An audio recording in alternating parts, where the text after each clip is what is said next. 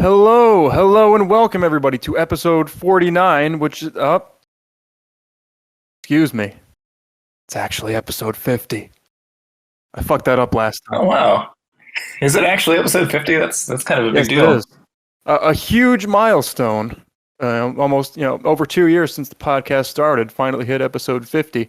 Probably would have done it a lot sooner without like an 8-month hiatus in 2020. 50 episodes. That's almost as much as 51 episodes. Unfortunately, though, we cannot celebrate it with longtime co-host nmasp, who has tragically died in a pizza-related accident. He will be missed. He was working his second job as a DoorDash driver in this capitalist wonderland that he helped create. Those deep dishes will get you. And he swerved into oncoming traffic and was splattered, and now he looks like a pizza. Was it on purpose, or was it an assassination attempt? We'll never know. But if it was the latter, then we at least know it was successful. Gosh, I knew. But I heard he may be coming back in the future. So who knew working on sucrose was so stressful? With enough money, even death is impermanent. So with me taking his place is someone who sounds exactly like him, which is CorkyTheCactus, longtime creator of Emmy, the girl with no legs but a lot of heart. So go ahead and introduce yourself. What are you working on? Yeah, I figured I could just slide in and nobody would notice because we sound about the same, as you said. Yeah. So yeah, I shot that in foot immediately. That would have been funny to see just how long it would take people to notice. Yeah. I made Emmy. Gosh, I think it's been about 2 years now. So it's kind of weird that I don't have another character on main roster yet, but we're getting there pretty soon. I'm working on Charlie right now. From It's Always Sunny? I played Constance on April Fool's. I made Constance. I'm pretty proud of her, even though she was kind of a joke. But maybe someday she won't be a joke, so stay tuned.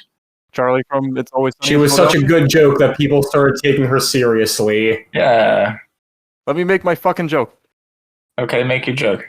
Well, why don't you go ahead and explain who Charlie is? Oh, right, Charlie. It's not like you come out and say I'm making Nico Robin or like that. Some 02. So the real fans have listened to all 49 episodes, so they already know that Charlie is basically like a Disney princess if she was born and raised in hell. Technically, there's a lot more than 50 episodes. It's just we have a bunch of 0.5s and 0.55s. That's true. I didn't think about that. I think I was on like half of them. Yeah. But yeah, so her big thing is she wants to reform everybody in hell because basically there are so many sinners out there that hell's getting overcrowded. So Satan's like killing everyone twice, a second time, double dead. As a princess, she hates seeing her people being slaughtered. So she's like, bruh, what if we make everyone not a sinner anymore and they ascend to heaven and then they don't have to be murdered? That's her goal. And everyone laughs at her because she's in hell. And I mean, come on. You can't undo what's been done, right? Or can you? Is this a commentary on how we are all sinners in this day and age? It could be. But he who is set without sin cast the first stone, after all. Yeah. And then everyone threw rocks. I mean, this is a podcast about internet porno. Even Charlie's not perfect. It might be hard to believe, but Charlie's not perfect either, so. Is masturbation a sin? Depends on what you're masturbating to. Is it not sex with someone I love? Well, do you love yourself? Moving on. You may have heard a voice that sounds rather unfamiliar. That's because he's never been on a podcast, at least not a internet porno podcast, as far as I know. I don't know. Maybe you have been on a podcast. I will confirm nor deny nothing. Go ahead and introduce yourself. This is CoolCat001100. I don't know. Is that binary? What does that mean? It means nothing. It was just the numbers that Google suggested I use when I created my account. Is that how many variations you had to go through before like Cool Cat was accepted? I don't know. I originally wanted to make it 404, but they said no. So I just said, fine, I guess I'll go with this. I've never seen another spnanon, probably because there's not enough vowels. It's funny that your username was influenced by suggestions because so was mine. No kidding. I used to, I was one of those kids back when I was in like middle school who would make a new email every month so I could get another month of free trial of Xbox Live. So one time I'd done it so much I started running out of usernames, so I just put suggest for me, and it said like CorkyTheCactus or something. So I was like, okay, I'll add a "the" in there. That sounds better. CorkyTheCactus. And that's the rest is history. So who did you make exactly for this game? Or are you just like some putz we took off the street? No, I made Jim Raynor. I also am working on Colt with Rotom, and I also made Tony the Toilet Buddy with Cavendish. The best character in the whole game. God, that was such a blast. So when are you going to make your first sexy character? And of course, I also run SPNatI After Sunrise, which is the YouTube channel for SPNatI-related shitposts and comedy videos. Yeah, this guy has like non-SPNatI related internet fame. Yes, before I joined the SPNatI community, I was a fairly popular YouTube pooper. I had videos with millions of views. And then one day I decided I don't want to do this anymore. I'm out of ideas, so I made one more big one, and then I left. We're moving up in the world community. I actually had seen your video. We would have had Etika if Etika didn't die. He knew about it. What was it? Eat your heart out, Mr. Solitaire. Now we just need Zone. Anyway, I had seen one of Cool Cat's videos like years ago. He has like an hour-long video like analyzing why SpongeBob started sucking after the movie came out. Yes. And I watched the whole thing like years ago. That's a nostalgic one. And it was so funny when he like after Jim Raynor made it, I was like, wait a minute. That's the same guy. What the hell? I bet that was a shock for many people. You know, I remember watching SpongeBob religiously as a kid, and then I was excited for the movie, and I loved the movie, and I don't remember watching SpongeBob after the movie. No, they weren't really worth watching after the movie. Yeah, you didn't miss much of it before 2015. I don't remember like watching it and being like, wow, this is shit now. I just like literally do not remember watching it at all. All the original creators and writers left, so it was basically fan fiction after that point. Yeah, up until 2015 when Steven Hillenburg rejoined, there was nothing really worth coming back to. I remember I had SpongeBob, the movie, the game for PlayStation 2. That was pretty good. Oh, yeah. Absolutely. I still need to get the remake for that. That looks a lot of fun. Same here. SpongeBob 64. I guess that's what took up all the time. Maybe we should talk about SPNatI instead of SpongeBob. What the fuck is SPNatI? we could all say if we did that. I have an encyclopedic knowledge of Spinge Bill. Yeah. We could have a whole separate podcast about That's a good SpongeBob. I could preamble. talk about it all day. Especially when we got to introduce someone totally new. Should get more totally new guests instead of just trotting out old cog as usual. Yes. All right, let's get to it. Well, okay. So as usual, our bi-weekly podcast has taken a month to record because nmasp has had a real job with real responsibilities, and he eventually just said, fuck it, because he's been bottlenecking us, which, you know, we all have those moments. We can just say that time warps around the podcast or the like. Yes. So we have been putting off the spring, I guess it was winter 2021 Masquerade, which is which was a series of projects that the whole community got together for. A bunch of people formed teams, character development teams. Basically said, we're going to take all these old, busted, out-of-date characters that are offline or at the bottom of the roster, and we're gonna spruce them up. We're gonna spit shine them. We're gonna make them great again. And eventually... Oh, please don't say that. It's sad that we can't say phrases like that anymore. Remember when you could say, like, something good trumped something else? Remember when you could say that? Yeah. Now it's just ruined for everybody. Who compared to anything good? But yeah, whole bunch of Masquerade characters, and eventually people like took off their masks. They just like admitted, yeah, we worked on this, and they're still seeing updates. It was just a fun little thing we did in the past in like 2019. It was for new characters. Here it was I'd say it went a little bit more smoothly. It was a little more manageable because everyone kind of had like a foundation. Mods kind of learned from the past. I don't know. You could talk more about that. The Masquerade itself is a fascinating thing to me, where people can not only come together and decide, hey, let's take these characters and revamp them and get to really know them and try to make them as good as they can be, but do it like without telling anyone else or well in disguise as it was. Because you have to really get invested in these characters that you might not have previously had an interest in. You really got to do what you can with them, even if they're like not necessarily popular characters, and try to really make something good of them. And again, without even really like trying to get help from people not involved or whatnot. It's just like a fascinating kind of thing to me that it's been as successful as it has been. Yeah, the Masquerade, like being on the teams anonymously to the rest of the community, is both a blessing and a curse because it's really nice to get feedback from people who like don't know who you are, you know? So like you don't have to worry about like, oh, they're new, so they're gonna like expect that I suck, or oh, like I'm a vet, so like they're just gonna accept what I do and not criticize it. It is kind of nice to have that that feedback without worrying about like people associating you with your previous work. The downside is it makes it a lot harder when you're on the development team because you have to try to like stay in character and like not reveal who you're working with, which could be really annoying at times when you really just want to. For example, like when I was on the Marceline team, I was doing Marceline's art, but I donated the model myself to her. So I wanted to make it not obvious that I was just working on Marceline because, again, I wanted free criticism on it. I didn't want people to just be like, well, Corky made the model, so he must know what he's doing. Like, I wanted to get actual feedback. But I had to, like, I didn't think it would be believable that I wouldn't give the model feedback if I made the model and someone else is posing it. Like, I feel like nobody would believe me if I wasn't giving feedback. Like, they would know that it was just me. So I had to try to give myself feedback in a way that was believable so that people wouldn't think I was. It was a mess. I was so glad when I got to take the mask off. Corky, what would you say is your poopiest work? Is it the anal and Amy's epilogue? I mean, that's the oldest art that I've done that still exists in the game. So like that's kind of a given. So yeah, I mean, in many ways, it's my poopiest art. Yeah. It's so I don't really like collaborating with people.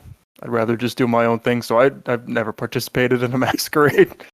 Yeah. But yeah, well, full disclosure. But I kind of know what you mean. Like when I make those like character feedback polls and I respond to them myself and I like comment on my own characters. I usually just like say what I want to do. Why would you do that on a feedback poll? That doesn't make sense to me. What? Feedback on your own characters? Yeah. Well, I feel like replying to all characters. Oh, I see. I get what you mean, though. You don't want to make it look like it's not you. Yeah. I wanted to make it hard for people to guess which team it was. I hope I did a good job. I probably didn't. It was probably obvious anyway. Did anyone guess that it was you? Yes, this is my totally legitimate criticism. Oh, who am I? My name is Spnanon. Speaking of criticism, when we get to Marceline, I want to hear your guys' honest opinions. I will leave the room if that will help. I don't want me being in the room. Like, I don't want you guys sugarcoating stuff to make me feel better, to be nice or polite. Oh, don't be a little bitch. Okay. Okay. I'm gonna hold you to So that. we want to just get started. Yeah, let's go. This is going to be a masquerade focused episode because we put it off for way too long. The masks got taken off like 3 months ago, and we need like at least 3 podcasts ago. So we need to just go ahead and talk about these. At least now we've had some time to really let it digest and reflect too, which I think will be beneficial when we discuss it. Yeah, they've gotten some more work. Yeah. In the meantime, if we have time, we'll get to the new characters on testing and main roster. So far at our current pace, that's not looking likely because it's been 20 minutes and we haven't talked about the first character yet. But we'll see how it goes. God, 20 minutes already. We got it. We got it. Like 18.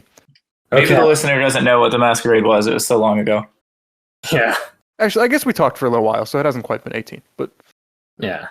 All right. So first up is a Masquerade character that's currently dead, currently offline. Although I think work will be continuing on her. It's fitting though because she makes a habit of killing people. And she's been in many instances where development has slowed to a halt. Yeah. So remember, these are all Masquerade characters. These are all characters that were previously made by some other person or group and either fell off of testing or fell offline or just sank to the bottom. Like, I don't know. Like a rock in oil or some shit. I don't know. Mm-hmm. I don't have a better metaphor for that. But Cool Cat, what do you think about Ayano? I think it's... Let me give some history first. Oh, okay, go ahead. We'll go through our opinions. Ayano was originally... Ayano Aishi from, I guess, what was it, Yandere Simulator? Is that what it's called? Yeah. that game that never got made. It's slowly creeping up into Half-Life 3 levels. At least Half-Life 3 had potential. Yeah, so she's like the main girl of that. She's the titular yandere. She stabs people, I guess. She's like obsessed with senpai. Mhm. She was originally made by Kung Fu Charlie, who has since passed. She was one of Maya's original testing table buddies. She was on like the very first testing table with Maya. It was like January 2018, and he had already fucked off and died by that point. So she was just kind of rotting there. Rest in peace. She used to have like a swimsuit. She used to have like blood all over her when she like took off her uniform. Now a lot of those elements kind of got like reduced down, I think. Now she's like more subdued. She's a little more like she just kind of implies really weird things. Like she, like there's a lot more subtlety to it. Kind of like spread rumors about you, and she has like cutting marks on her body. Yeah, like what you say about the change, like I like how she's got this approach of being someone who's on the one hand trying to look and act normal and blend in kind of, but on the other hand you can easily tell there's something not right about her. She's very much like this disturbed kind of crazed individual, and that's played with in fun and interesting ways, I think. And I also just think it's cool that there's someone there's people who still care enough about whatever potential Yandere Simulator had to try to capture that in this character in the SPNatI. Mm-hmm. Now, the one who's basically in charge of Ayano right now is Napsu, I think, right? Yeah, if there's one person who could make this work, it's definitely Napsu, because she is by far like a fantastic writer. Who is currently busy with Senko, the helpful fox. Yes. Who's a little more eager to please in a different kind of way. And once she's finished with Senko, she's not going to go on to Ayano. She's going to instead work on Orphea from Heroes of the Storm, which I'm definitely excited for, but it's funny that Ayano is being benched as much as she is. It's fitting. It's fittingly she is in development now, girl. It's fitting. Oh, why would we like actually develop the game? Let's make Easter eggs instead. Yeah. Corky, have you consumed the cum chalice? Oh, the cum chalice. You're gonna have to enlighten me on that story. Oh boy. Do you seriously not know that? No, I don't. Tell me. It's just a meme. It's just like it's like a gif of Yandere Dev drinking like a milk out of a goblet. So people just put the caption "consume the cum." Is that why people get banned in like the speedruns by posting like glasses of milk? Yeah. Okay, that makes sense. That's hilarious. What's the any percent ban world record? Like 0.23 seconds? Yeah. There are people who speedrun going to the Discord server and seeing how quickly they can get banned from the Yandere Simulator Discord server. That would be a fun server event, wouldn't it? Anyway, what's your opinion on Ayano, which was really what I was trying to ask? I think she's written really well. It's so funny whenever you see a character in SPNatI that's written better in this game that we make, in the fan fiction game, than they are in their source material. Yeah. I think a lot of people would argue Maya fits in that category. I've had a couple people who are very generous and have said that about characters that I've worked on. And I think Ayano might be the best example of that. I mean, not just because she has like little to no writing in her actual game, if you would even call it a game at this point, but like Napsu's just really good at taking someone's idea and being like, all right, I'm gonna make this way better and way more interesting. And she's just added a lot of like subtlety and depth and humor to it that I don't think anyone else could have pulled off. So like it was really funny during the time like Masquerade was actually happening, because none of us really were supposed to know who was on what team, but it was pretty obvious that Napsu was on Team Ayano with how quickly she was being developed. For like the listeners, Napsu is one of like the fastest developers in SPNatI. She can write hundreds of lines in 2 seconds. So when you're getting so much new dialogue, it was pretty clear that it was her on the team. But she's also one of the only examples I can think of like when you look at collaborative projects. When you have multiple artists, usually one artist will like make the model and then the other one will do the posing. This is one of the few examples where you can actually tell that both artists work together on the model. I can see a little bit of Ninja Monkey style in there, and I can see a little bit of Beta's in there. So it's really cool because like with a lot of characters that are made by the same artist, like Horse Killer is a really good example. You can kind of tell like, okay, that's a Horse Killer character. Or you can tell that this one was the Thursdays character. This Ayano is always going to be cool because like she's not a Beta character and she's not a Ninja Monkey character. She's like a blend of both, and so you get kind of the best of both artists' talents. And so the result, I think, turned out really well, and she looks way better in the game than she does in her source material. So good work. I hope she gets back on the testing soon. Yeah. I appreciate the praise of saying I wrote Maya better than the show. I mean, I think this game kind of gives writers an opportunity to do that, just because you have so much more time to explore them in the first place. Mm-hmm. You know, I haven't seen Van Dread, but I've heard a lot of people watch it and they say, "Oh, well, she's better in that poker game." Like I've seen people throw that around. like it's not like her series is all about her in the first place. Really? Right. Wow. Which is surprising to me, and I think that's so hilarious, and it's fitting, like knowing you, because just seeing how like Maya around, I never would have heard of that anime if you didn't make that character, and the way you like her, it's almost like you expect her to be the main character, and then you actually watch the show, she's like, nope. I just think that's really funny, and it's cool that you've grown such a liking for a side character so much that you've put so much love into it. Have you seen it? No, I haven't. She's not really a side character. Like, she has enough to work with. Where like, I'd say out of all like, out of all the characters besides the main character, she probably has the most like development, if not the most screen time. Like when she does get focused, she probably gets the most development. So she does have a lot of screen time? I was given the impression that she didn't. She's like one of the 3 female leads. Okay, so She's in every episode. She does things in every episode. Okay. Like still a major player, just not the main character. Yeah, I have a lot to draw from, relatively speaking, in like a 26 episode series. Okay, I didn't realize that. I had thought that she was like way more of an obscure part of the show. No, absolutely not. I need to just watch it so that I actually know what I'm talking about whenever Maya comes up. I did recommend it to you at one point off cast. Yeah, I'll get to it. It's one of those things that's like you get so many recommendations, you got so many shows you're watching. I like giving stuff my full attention, so I can't divide my attention too much. It's because you really liked Gurren Lagann. We were talking about Gurren Lagann. Mm-hmm. She's still my favorite show. It's like a proto Gurren Lagann. It's very much like their ships combine and they're fighting against this unstoppable force. And the main way they win battles is by like gritting their teeth really hard. Okay. I like it. Although there is like some strategic tactics involved, which I really like. Speaking of strategy, our next character. Okay, hold on. What I really wanted to say before we go to a side topic. We've been talking about other topics other than the Masquerade for too long already. It's okay. Solitaire will just put this at the end anyway. Solitaire.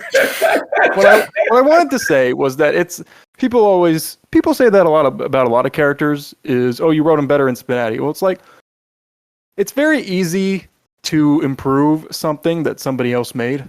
Yes. You know? Totally agree. That's a really good point. Make it all up in the first place with limited time and a budget. Mm-hmm. And like you have to advertise it for money, and there's like other characters that you need to write and a whole setting that you need to create. Yeah, I think an outside perspective is able to get a different look and perhaps be more objective as well. Oh, absolutely. I think that's part of the reason why it's so fun to take an established character and write them, and because you can kind of do what like everyone's got that favorite show with those favorite characters. It's like, man, I love this character, but wow, the writers really screwed this part up, and it's kind of a chance to take that and fix it the way you want, which is always a lot of fun. Yeah, it's like it pisses me off. It's like when people say that like, oh, Team 4-Star is better written than Dragon Ball Z. It's like, no, it's not. Okay, I'm not saying they're bad writers, but like making fun of Dragon Ball and pointing out its plot holes is the easiest thing in the world. Mm-hmm. Okay, it's not that hard to improve it. It's a lot harder to fucking make it in the first place. Out of nothing. That's true. That's very true. If that Okay, weren't true, then Orion like was literally every writing OC by would the be seat of his pants for like 10 years. It's a miracle it came out as good as it did. Yeah. But anyway, maybe we should talk about character number 2. Ayano's good, by the way, but I don't know. It might be a while. Oh yeah, this was a SPNatI podcast. That's right. I'll talk about whatever the fuck I want because nmasp's not here to rein me in. Our hero is gone. What will we do now? We have the sultry, seductive queen of dog food herself, Faye Valentine. Did you say Queen of Dog Food? Yeah. What, you've never seen Cowboy Bebop? I have not, no, which might be surprising. Oh no, this is gonna be fun. I haven't seen it either. I'm on a podcast with like 2 people that have like seen 0 anime. What the fuck am I supposed to talk about? Well, Like the thing you could about educate us about how cool she is. okay, so the thing about Cowboy Bebop is they're all bounty hunters, but they make no money ever because whenever they catch a bounty, Spike causes so much property damage that they have to pay for it.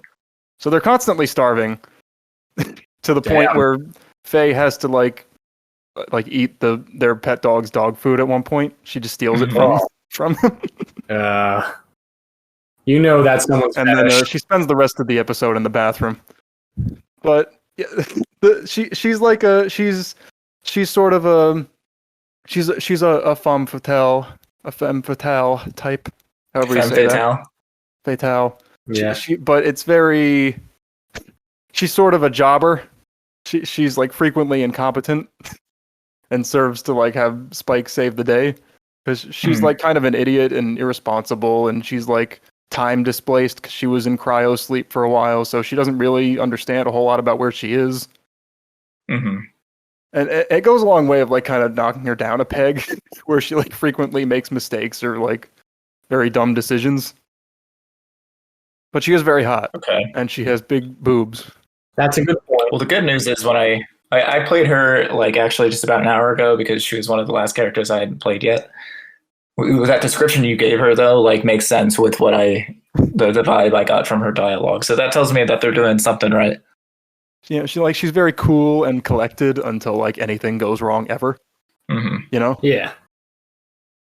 Even though I haven't seen Cowboy Bebop myself, I know about its impact. I know about how popular it is. So I think Faye's a character that needed to happen eventually due to her popularity and the popularity of the show and what a bombshell she is. So I think it's good that she's being worked with writers as good as we have now. Cool Cat, your entire thing is like cowboys. And you haven't seen Cowboy Bebop. You have cowboy avatars. You post cowboy gifs. Look, I didn't get it just from like this few things I've seen. Okay, I haven't seen any Stetsons or Six Guns or Dusters. So like, I'm like, hey, this isn't the sort of conventional cowboy story I know. I don't know. There is a literal cowboy in Cowboy Bebop. What? It's like late in the series, but he's there. Oh boy! He gets in a fight with Spike. There's a lot I need to watch. Okay, I haven't even seen all the legendary westerns yet. I still haven't seen Silverado. And let me give you a quick rundown on Faye. Faye was not like removed offline or anything. She was not like some shitty character that nobody liked. She was made around like May 2018 by creator extraordinaire Mettaton, who you may be more familiar with now by making One Piece and making Nami the sexiest thing on Earth by a goddamn mile. I can't believe Mettaton made One Piece all by himself. And like 30 minute long epilogues. Just flexing on all of us. That's what he does now. But he made Cowboy Bebop Faye at one point. And he made Cowboy Bebop too. Wow, this guy's clearly a goblin. What's he doing hanging out with losers like us? Who the hell would ever make a 30-minute long epilogue? And she was like totally like a AAA release at the time. She had like a big long epilogue that took like stills from the movie and shit, and it was animated, which was very special at the time when everything was a slideshow. Mm-hmm. And he just like kind of stopped updating her. But I always liked her. She like had like funny dialogue where she like tried to bluff you, like actually tried to bluff you. Mm-hmm. And she did funny things where she tried to like wipe up her makeup and wipe off her makeup and like call it a layer. Like that's the kind of like scummy Weasley shit she tries to do in the show.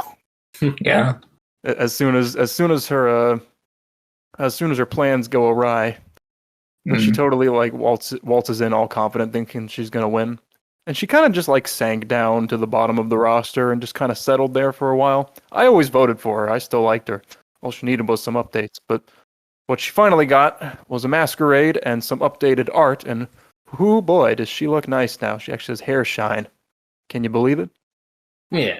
She does look really nice. I think you guys might disagree with me on this, but I'd like to hear your thoughts. I think almost she shouldn't have her sunglasses on in like the roster selection screen. Like I think it would kind of show her personality better. She's one of those, like, I haven't seen Cowboy Bebop, so like I didn't really know who this was. And I think a big reason why I didn't play her is just because I was like, who's that? But like when I did play her to be ready to talk about her, she took her sunglasses off and I was like, oh wow, okay, she's pretty hot.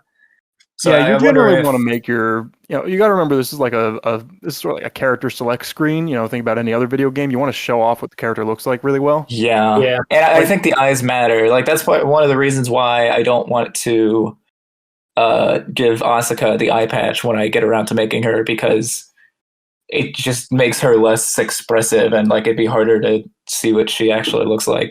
Just have her lose an eye during the game. Oh God, no! Lance Longinus comes in from the side and just spears her. Oh jeez! But at the fourth, it has to have a gimmick, or it doesn't work. Oh, spoilers, by the way.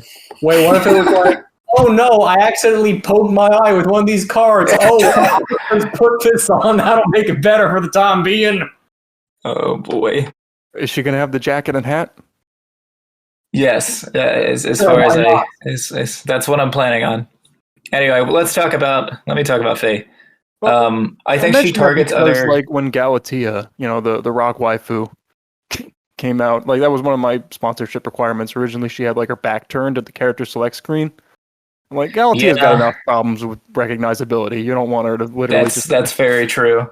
Facing away from you want that pretty face on display, even though her ass is pretty nice too.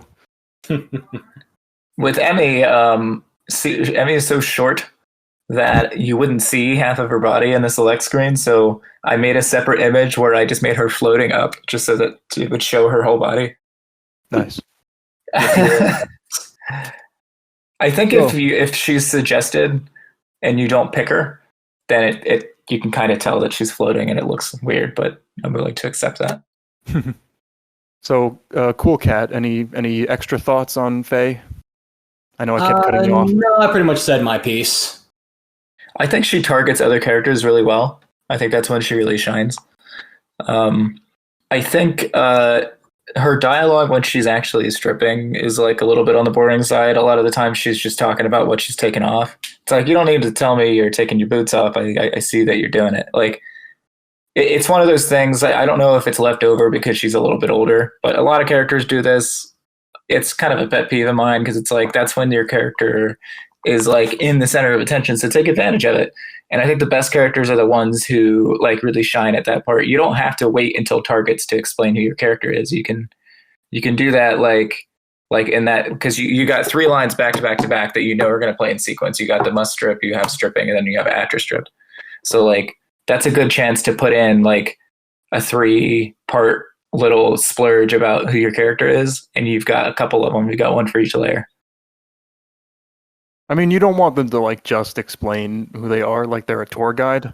Yeah, it's a delicate line. Yeah, you don't want that, but I think like, and you have to get creative with it. A lot of other writers are much better than I am at doing this, but you can think of other things they can talk about, but they do so in a way where you can really get the character out of them. I think some of the writers who do this the best are probably Nopsu and Solitaire. They just are really good at like squeezing that voice out. They can say anything, like the most dumb, boring shit, but they find a way to make it sound like it's coming out of that character's mouth.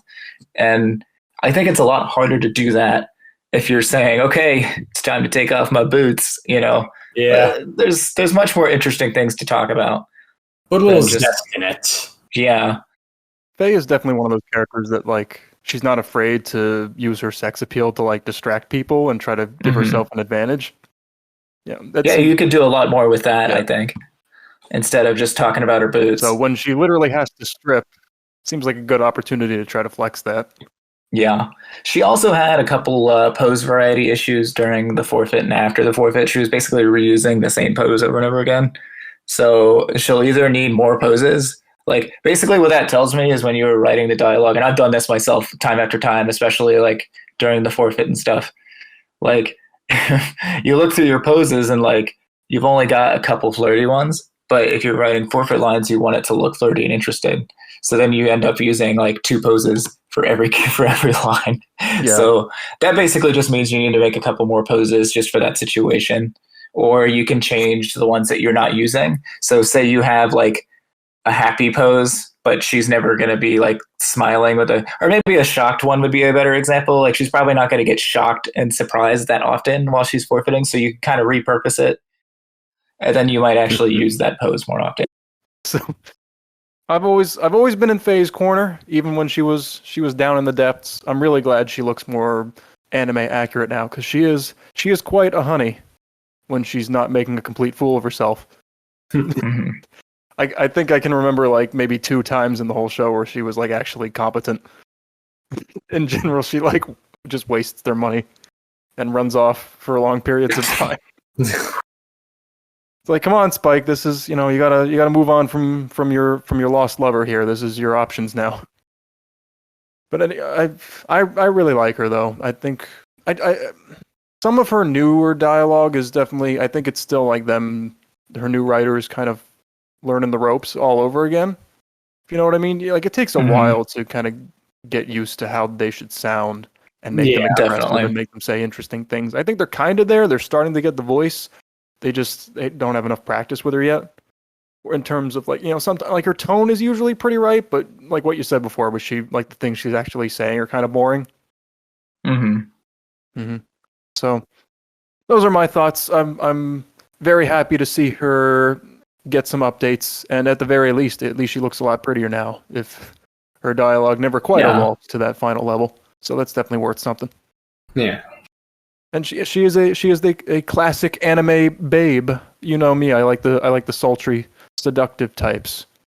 It is a very good type. I can honestly see Faye being a spinanon character. I'm not so much into the shy schoolgirls, because there's like 10 million of them, and they're all the same. Yeah. Should we move on to this hole was made to Gwen, for me, or do you have more? Hole. Right. Speaking of sultry and seductive types who will web you up and take you for their own kitchen there. We have a literal girl that will web you up. Also, I think she died once. We have I Let Gwen Stacy Die. Unbelievable. Well, I didn't, but her old creators did.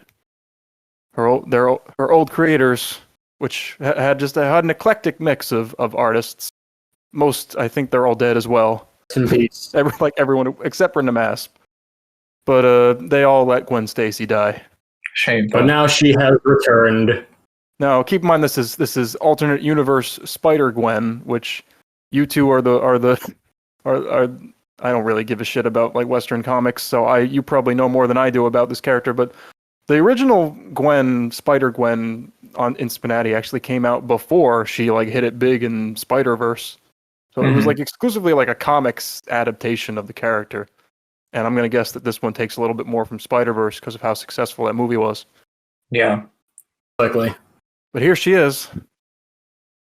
She died in some continuity somewhere. But now she shoots webs. She's not dead in her universe. In her universe, Peter was the one who died instead of her. Yeah. So does she shoot webs out of her ass like a real spider? No, she actually tells you this in the game when you play it. I thought it was pretty funny. You got she's got web shooters just like Peter does. She's basically Peter Parker, but if Peter Parker was Gwen Stacy and a girl, I know that it's out of her wrists. Yeah. Why do you say Gwen Stacy and a girl?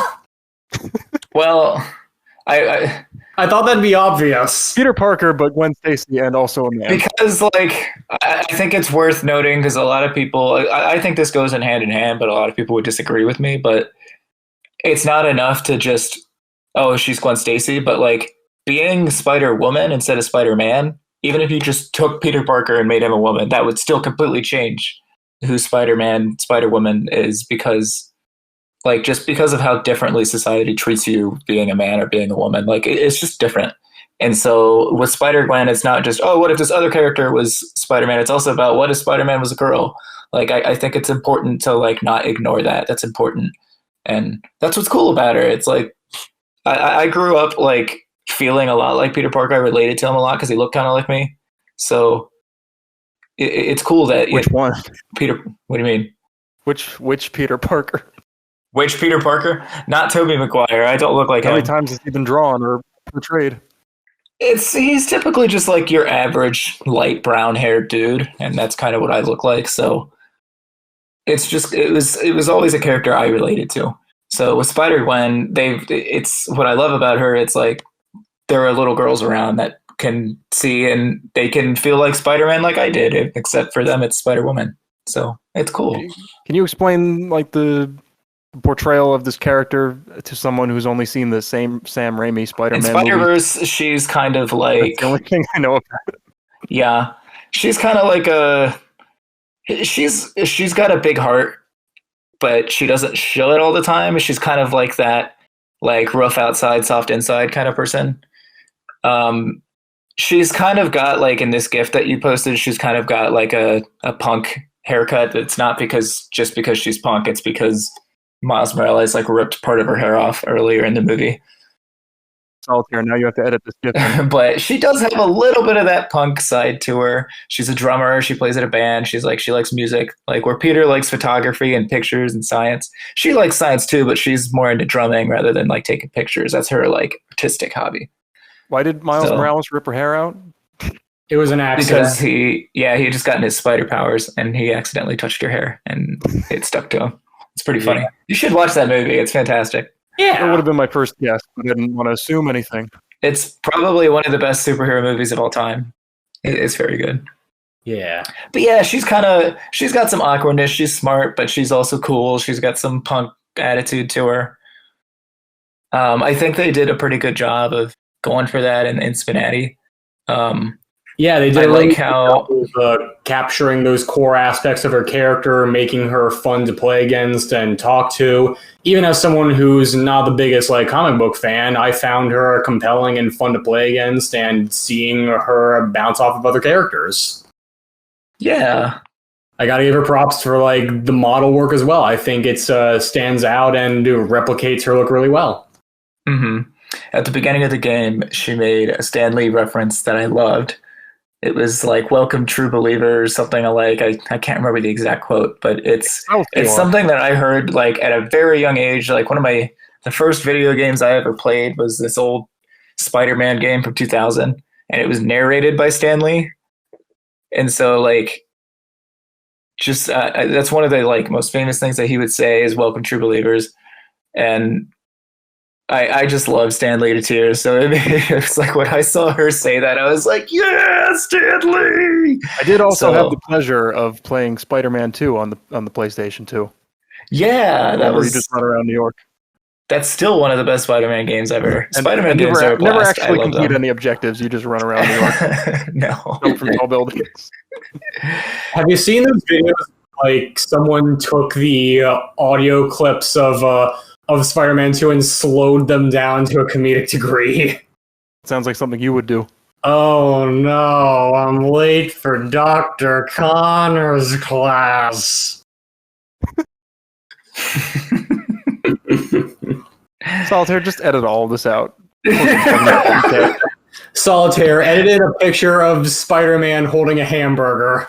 Great. Now you've got to do it or else that line won't make sense. Edit in a picture of Gwen Stacy shooting webs out of her asshole. I know that exists.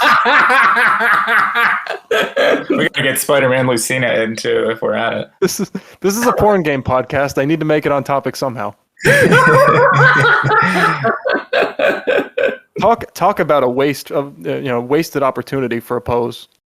She hangs upside down at least. That was pretty cool. Yeah. We say that she can do it if she wanted to. Speaking of her posing, they did something really interesting that hasn't really been done with other characters. When she's got her mask on, and if you're a Spider-Man fan, you're very familiar with this because that's one thing that he's known for doing. Even though he's wearing a mask, like his eyes still emote. Yeah. Around. Yeah, I feel but they're doing that in Kisake, which is really hard to do. So everyone go pat them on the back for putting in the work to do it because it's not easy. And that's something that like I don't think her original model ever did that. No, it was just the same. Yeah. The original model didn't even make it. And she also had I know she has like sticky Spider-Man feet, but she did like an anti-gravity lean, the famous smooth criminal lean. Yeah. A notorious Michael Jackson fan that she is. The original model didn't really get the eyes right. The original one had like ghosty, fadey eyes because people just didn't put the effort back then to like make stuff look right in Kisake. Fuck you, man. Like we were on like Kisake version 54. That's true. It's true. I mean, Kisake sucked back then. There were like 30 belts. Yeah. You couldn't even mirror him. It was Kisake, the era where we had just discovered fire. There were no image imports. There was no Photoshop button. Back in my day, we didn't have hair pieces. We just had to put a bunch of ribbons on their head and hope it worked. Fucking true. We had to do it in the snow, too. I had to walk 7 miles uphill both ways just to make one Maya pose. Yeah. Back in those days, I wasn't allowed to vote either. So Gwen's got some good effort in there. I think she does need another pass art-wise before, like, I mean, I've got really high art standards, so you can tell me to shut up if you're just like, fuck you, it's good anyway. Every project is better for it. It is. I think Gwen really could use another pass. It's mostly like the model is almost perfect. I think the face could look a little better. Maybe the hair could be adjusted just a little bit. I can't give you really exact things right now, except maybe her nose is probably her weakest feature at the moment. But some of her posing, I gave some feedback in her channel recently. She's got some poses that like where her eyebrows like just don't quite, like they're not quite positioned the way you would expect them to be, or maybe in another one her eyes aren't looking quite the right direction. So she just needs like another editing, like solid pass. And once she gets that, I think she'll be fantastic. As far as like her dialogue, I think she basically just talks about her clothes too much, and her like a lot of her hand lines are just a little bit too basic, where she's just like, wow, this hand sucks. Like, that's my pet peeve. Just beyond the whole fact that people wouldn't talk about, like, no one's going to actually talk about their hand if they're playing poker. I guess it's a little bit different because we're not betting money. So like, it doesn't really matter if you know what other people's hands are. But on the other side, I always think it works better if a character shows what their hand is like by what they're talking about. So, for example, if she has a good hand, maybe she talks about stuff that makes her happy, that she likes. And if it's a bad hand, she's more angry a little bit, maybe talking about something that frustrates her, or maybe like trying to badly hide that her hand is bad. There's lots of ways you can go, but I think it's fun to reward the player for paying attention. And so like they can kind of tell if they're thinking about it, like, okay, this character's probably got a pretty good hand, instead of them just telling you, hey, I've got a good hand, man, good luck. Like, it's just more interesting that way. And I think Gwen would benefit. Yeah, that's what I try to do, because like it's literally the one thing you're not supposed to talk about in poker. And the only reason people do it is because they see other characters do it without thinking about it. And I was guilty of that too. But I've done every pet peeve. Like every time you tell me like, every time I say not to write something in a certain way, it's because I did it and I wish I didn't. Like I've violated every rule I've given, and it's just part of learning. Another little nitpick I have for Gwen is like when she takes her hood off, her head shape is like the default Kisake head shape, which just doesn't look good. I think it would look a lot better if you put in some custom hair pieces or something, basically to just reshape the head to look better than what Kisake gives you. I think that would help her a lot. One thing I can say I really appreciate about all of these rework, Masquerade projects is at the very least their artwork has been forever improved Oh yes, Yeah. by I can a large nitpick all day, margin. but I can nitpick Gwen's model all day, but it's even if it was never touched again, it's still 1,000 times better than what she had before, Such an and they improvement. did a really nice job on it. And all I can say is, don't be like me. Like art takes a long time. Just do it right the first time. Mhm. Modern improvements of You will keys. thank yourself later. Don't be like me and staring down the barrel of yet another model rework because didn't do it right. I say the first fail time. fast and fail quickly and fail often. Didn't because do it right the second time. The more you fail, the more you learn. And here we go again. And I'm sure if I had seen the Spider-Verse movie, I could make some comment about Miles Morales' heroic journey. But I have not seen that movie, so I'm just going to move on. Boy, don't you hate awkward silences? Not really, because Well- Solitaire is just going to edit them out. There's only so much we can add. Blinded by the light. Speaking of Gwen Stacy, speaking of Blinded by the Light, thank you for that. Someone added Bruce transition. Springsteen. We have the soldier of light herself, Lux, Good old Lux. from League of Legends? Question mark? Yes, from League of Legends, aka the game I was told to hate back when I played Dota 2. Do you remember? Do any longtime podcast watchers remember Toho or NoHo? I know that it's a thing. I know it exists. I don't know what it is. Where Joe read off a bunch of random ass word salad titles, and asked us whether or not it's a Toho game or just some shitty made up. That sounds like a fun game. I'd be a little better at it now because I've actually watched some AVGN Toho matchups, so I know some of the titles. I would flunk the hell out of that test quiz game thing. But So let's. I would have a similar experience with. Did you just say that you'd fuck the hell out of a test? I'd flunk the hell out of this. Okay. I don't have a fetish for. The point is, tests. I would have a similar experience if you lined up a bunch of characters in front of me and asked me, "Is this a League of Legends character or a Dota 2 character?" Oh The bad no! part is that I could probably still get most of those questions right.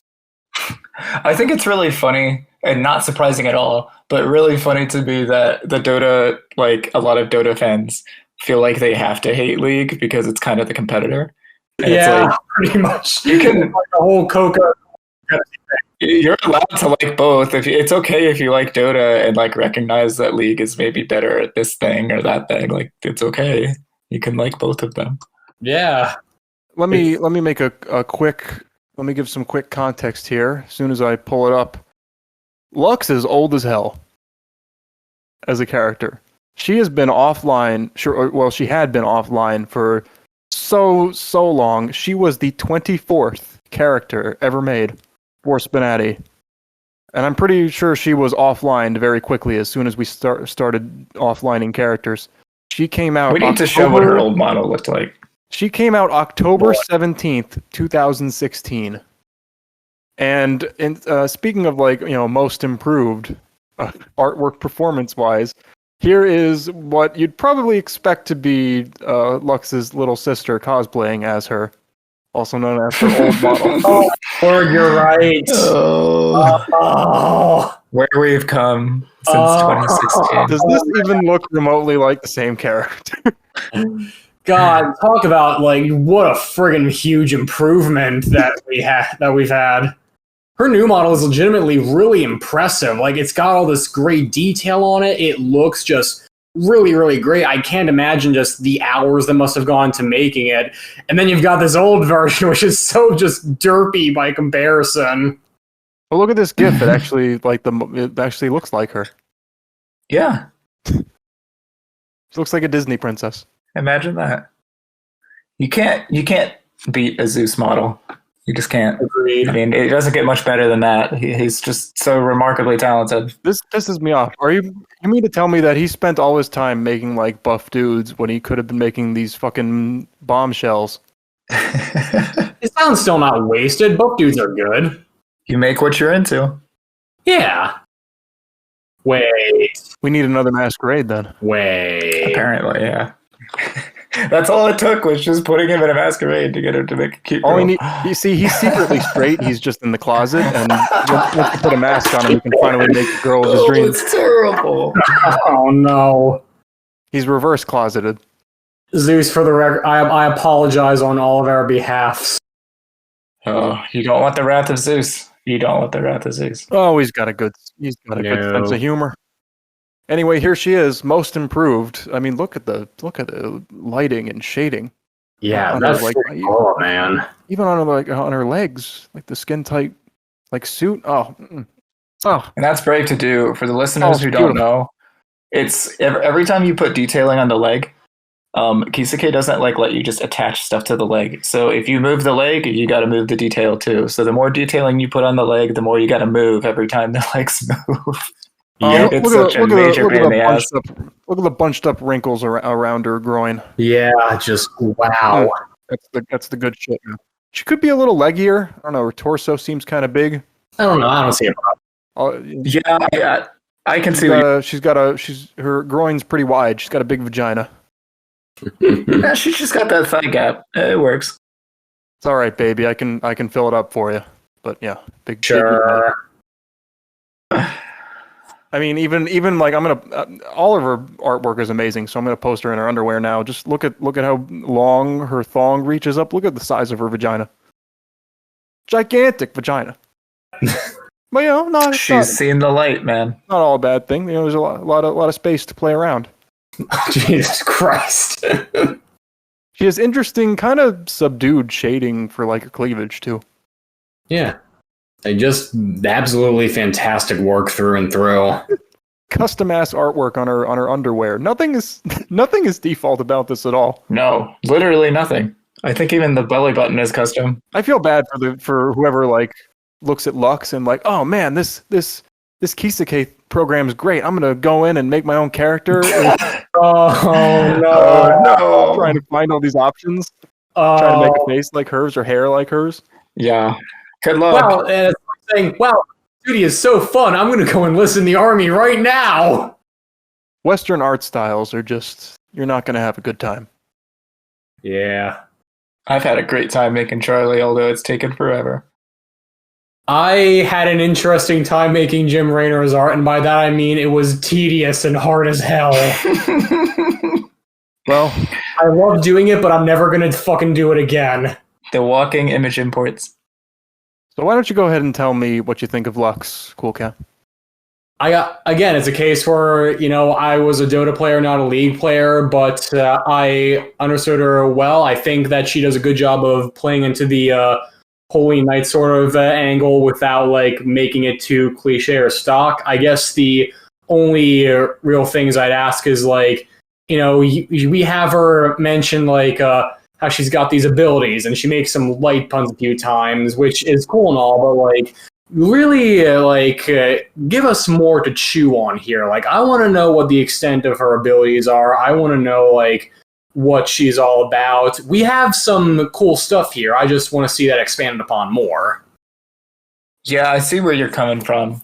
I think she portrays herself as a really good, positive, optimistic force, which I don't know who she is in her source material. I don't play League, but it sounds like it would be about right for what I know about her. The good news is her voice is steady and consistent, and that's always a sign that her future is bright, no pun intended, because it can be really hard to have a consistent voice for a character. If you have a consistent voice, but there are flaws in other instances, those flaws can be easily fixed. If she has an inconsistent voice, that means you basically have to rewrite the entire character. So the good news is she's got the voice down. Yeah. She basically, in my opinion, I think she didn't know about the forfeit when I last played her. I've sponsored her and listed that as a flaw that she needs to fix before she gets on main roster, because I just don't like characters who show up not knowing what they're there for. It just kind of raises up all these issues of consent and stuff. It's she should know what she's getting into, and she just needs to talk about lewd stuff more often, because you got to kind of, I think SPNanI, you put this better than anyone, you got to kind of remember what game you're playing and what your audience is. Talk about dicks. talk about how she really would not mind sucking a penis right now.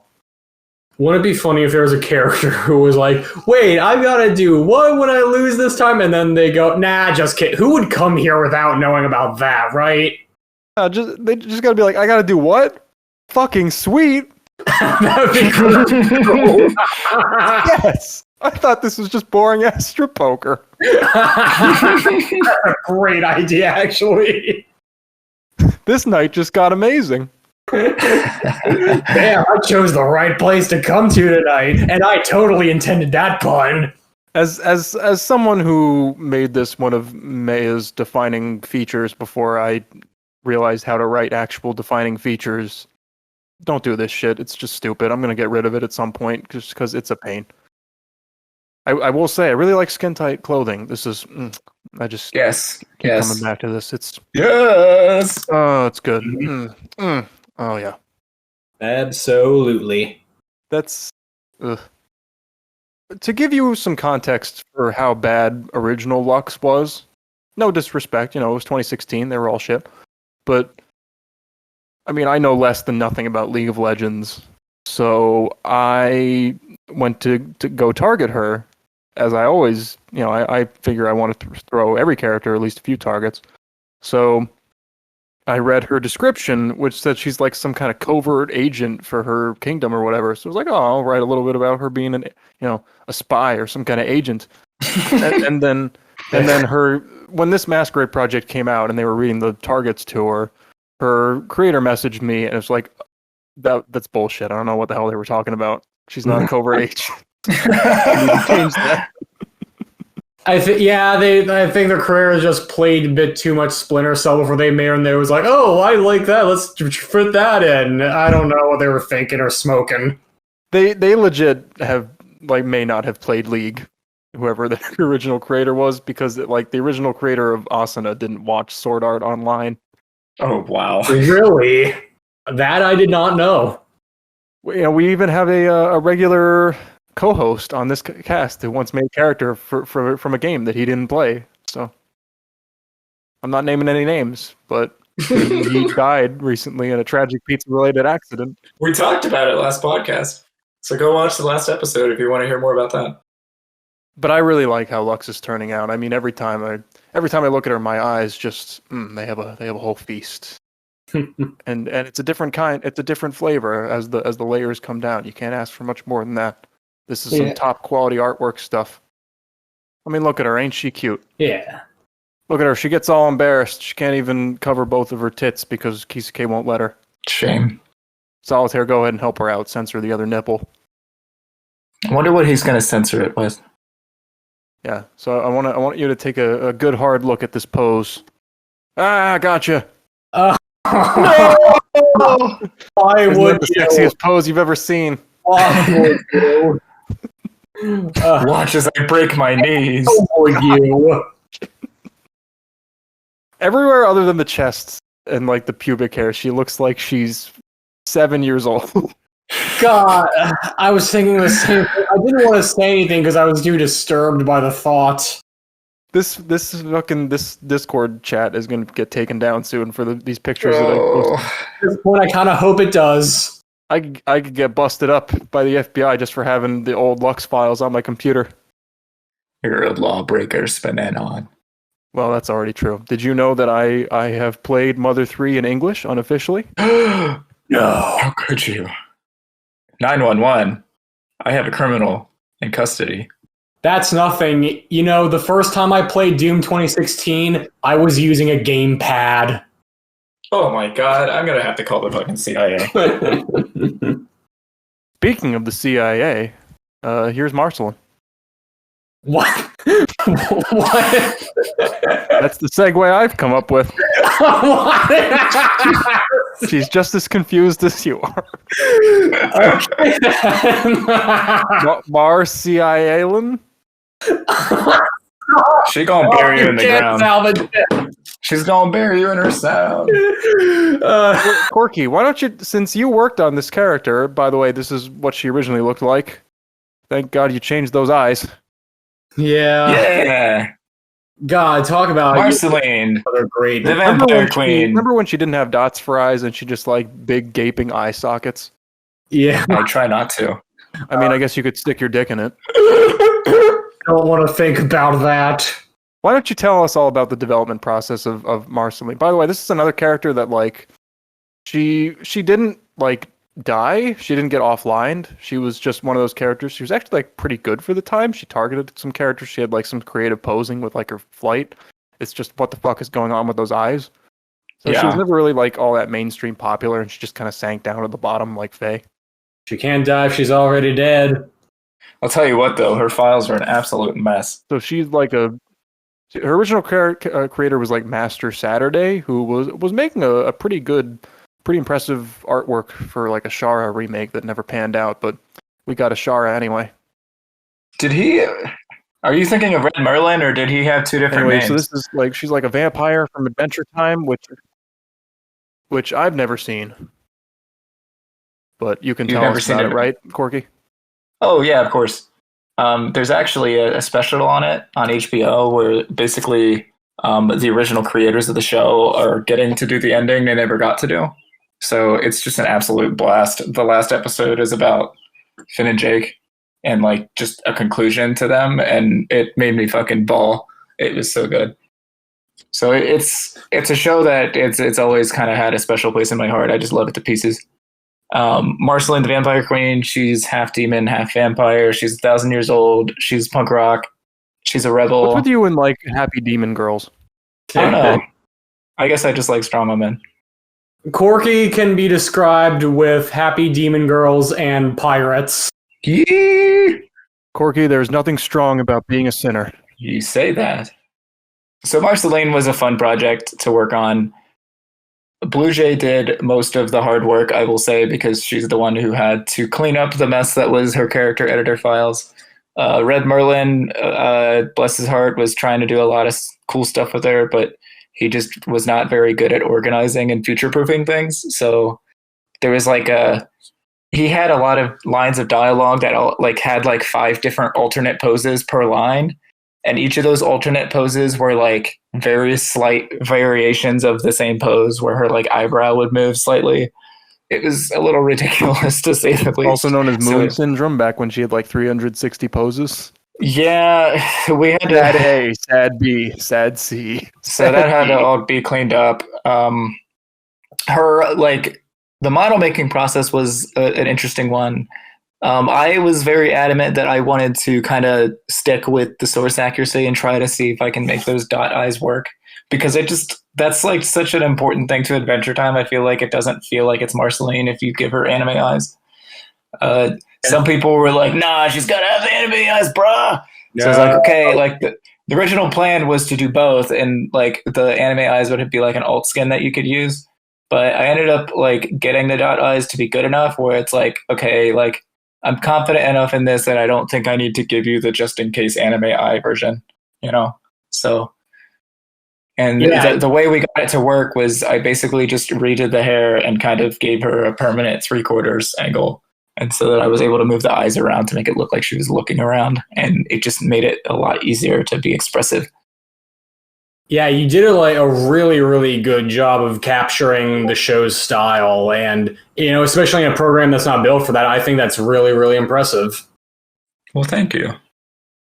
Yeah, that's probably the number one thing you can praise about Marceline is that like this new look she has, like no one else on the roster looks like this, which is exactly how it should be with such a different art style compared to everyone else. Yeah. Just the fact that she's always like in 3/4. It's like such a clever, solution to this problem. And it totally works.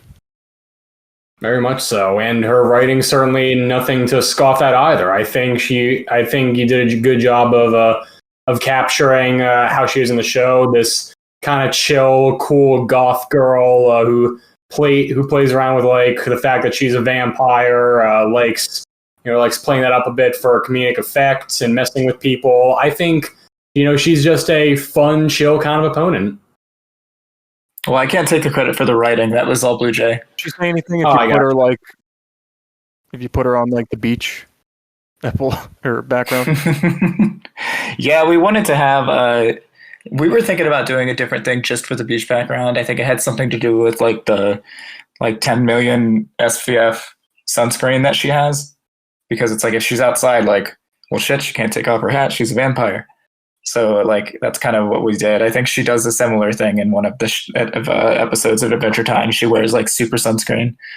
And then, like, one of the characters like, well, why don't you just wear that all the time? And she's like, well, this isn't easy to find. I don't want to waste it. So, yeah. But yeah, Blue Jay takes all the credit for the writing. She did an amazing job, I think, just in working as hard as she did. So the Masquerade is, like, the whole idea of it is it's a collaborative project. The problem is our other two writers were missing in action and never really contributed. So Blue Jay kind of basically did everything writing-wise herself. And she even helped me out with the posing and the model, too. So if anything, this is Blue Jay's character. She's done a good job. Blue Jay, you're an absolute savant, and I think I speak for everyone when I say nothing but respect for you. Now take a damn rest already. So, like, where is this project basically right now? I think Blue Jay and I both are kind of focusing on other projects at the moment. I don't know where Blue Jay is in terms of like writing wise. I think she's about ready for sponsorship, but I'll have to talk to her about that and see how she feels about it. But yeah, I want to get in some more poses. She needs more forfeit poses. She needs more finished ones, and just more in general. Because the problem with Marceline is that she had like 20 different poses. So she was written, like all her old lines were written with that in mind. Now, Blue Jay is like rewritten or deleted a lot of the old ones that weren't any good, but on the same token, like she's only got like 8 or 9 poses, and she needs more than that. And some of her lines don't fit the pose very well because I had to replace them so that she would be playable. So that's just something we're going to have to fix. And I think once we get that taken care of, we'll get her up on sponsorship. I mean, I never felt as if like Marceline had bad dialogue. It was mostly just like, what the fuck were those eyes? You know? Her dialogue wasn't bad, but Blue Jay's a good writer and she has high standards. It's, she's earned. It was, let me be clear. It was good dialogue for 2017. That's kind of what it was. It's not bad, but it's one of those things where you read it and you're like, okay, we can do better than this. So that's what we're doing, or at least trying to do. But as far as I'm concerned, the main thing was just like making her actually look like the character, which you accomplished. So as someone with no really personal investment in Adventure Time, I'd say that, you definitely, mission accomplished. It's really just wherever you want to take her from here. My recommendation is maybe give her an epilogue that's not the worst thing in the game. What I want to do is kind of remake the old one in spirit. So that means I'm going to have to make a Princess Bubblegum model, which I'm actually really excited to do. I think that'll be a lot of fun. And yeah, I'm kind of aiming for it to be short, simple, sweet. I'm kind of done making the 20-minute epilogues. With Dead Man's Tale? Yeah. Where 18 minutes of which has no sex. Yeah. Dead Man's Tale took me about 40 minutes. He's already got a sexy one, so that was me kind of doing everything I wanted to do. Earlier you called that epilogue poopy. Poopy. The art in that scene is poopy. The rest of it's been updated. It's just not that part. So yeah, if you're unfamiliar, Marceline was infamous for having the worst epilogue in the game because all that happens was that she like invites you over to her house to meet her girlfriend, and it's like, hey, you want to bang both of us? And then it cuts away as soon as you're about to do that. Aww. I think that personally motivated me to make a Jura epilogue where she invites you to meet her girlfriend. It's like, hey, you want to bang both of us? And then you actually do. Mm-hmm. Although I could make that a lot better myself. Everyone's happy. Are we ready to move on? Cool Cat, you have any final thoughts? No, I think I've said my part. All right, sounds good to me. So, luckily, we didn't wait any longer to record this podcast because we are currently recording on the second to last day of the month of May. God damn it! And isn't that perfect because we happen to have Pokemon Trainer May. Here she is, with like 3 different outfits. here she is in like the Omega Ruby Alpha Sapphire look, which are games I haven't played. But I heard they were okay. People didn't really like them, and then as each game afterwards kept getting worse, people liked them more. Mm-hmm. I mean, at least they had all the Pokemon in them. I didn't know that there was such a backlash to Right, don't even get me started, and we'll never get back on topic. At least they had all the Pokemon in them. Never thought you'd have to say that. Anyway, but she also has the alt skin. She's not even off testing, I don't think, but she has like an alt skin for her nostalgia, her Ruby and Sapphire outfit. No Emerald outfit, which is the one I grew up with, but I don't know who really likes that one. And then she also has one from like the Masters Gacha game. Whoa, that's very different. Where she's like dressed up as a bunny. Oh, I have here's the parallel pose. So yeah, Horse Killer has been hard at work, giving her a million different outfits, and they all look super good. They do. May is another example of an extremely old ass character. I think she's also from 2016. Let me go check. We very early SPNatI had like a bunch of Poke Girls, and then there was like 3 years of like nothing. Well, as they all got offline, and now Pokemon's having a bit of a renaissance as we have actually good artists. When Moon graced us with her presence. So May was the 31st character ever released. Also in 2016, she came out November 15th, 2016. Let me go ahead and I can probably lay this on you right now. Original May. Oh, I'm not. If it's as bad as I remember, I'm not ready. If you haven't had enough. Is it anywhere? Maybe I don't have it. That's good. That's good. You might be spared. Yes. That makes me very happy. I'm sure I can find a picture of her somewhere. But long story short, she looked like she fell into a taffy puller machine. Just like her head was stretched. I have nothing nicer to say, so I won't say anything. Oh, hold on. I found one. It was still pinned at the top of her channel. There you go. Which isn't even the worst. Did she ever even have an orange top? Is that no, I don't know where they got that color. Man, that is default as hell. No, that's worse than default. That's like... And the hat is... Why is the hat green? why is her head stretched? It's like she got a... It's like someone like... She's like a plushie and you try to grab her in one of those crane games. It's one of those things that Kisake... People need to understand that Kisake heads are just way too long in general. A lot of the models we make nowadays, we break it so that they're like in the negative values for the head length. Everything is way too long except for the legs, which I don't even think you could break the bounds back then in Kisake. Legs are too long, torsos are too long, everything is wrong. Yes. I hope you can see the difference and why this Masquerade might be the best thing that's ever happened to the game in general. Everything you know is wrong. So what are all of our opinions? Cool Cat, why don't you start us off? How has May improved other than the obvious? Or maybe you have some criticism. I'd love to tell you if I'd actually had a chance to play with her. I'm sorry, I'm a very busy person, so I don't have the chance to play every SPNatI character. But I can very much say that her model, yes, it clearly is a huge, huge improvement. It's been a while since I've played with May, but I can tell you that her dialogue didn't stand out too much to me. I think like a little bit more could be done. It's the problem with May is that I didn't watch every episode of her anime, and I think her manga interpretation is supposed to be a lot more interesting, so maybe you could pull from that. But I just not a lot comes to mind when I even think of the character in general. So it's hard for me to tell you, okay, this is what she should be like. Even I don't know. But I guess maybe that's an opportunity to take more risks with her in terms of what she talks about and what she's into. And right, I found something better. Let me lay this on you. As soon as I find it, I saved it somewhere. Here we go. What is that? What?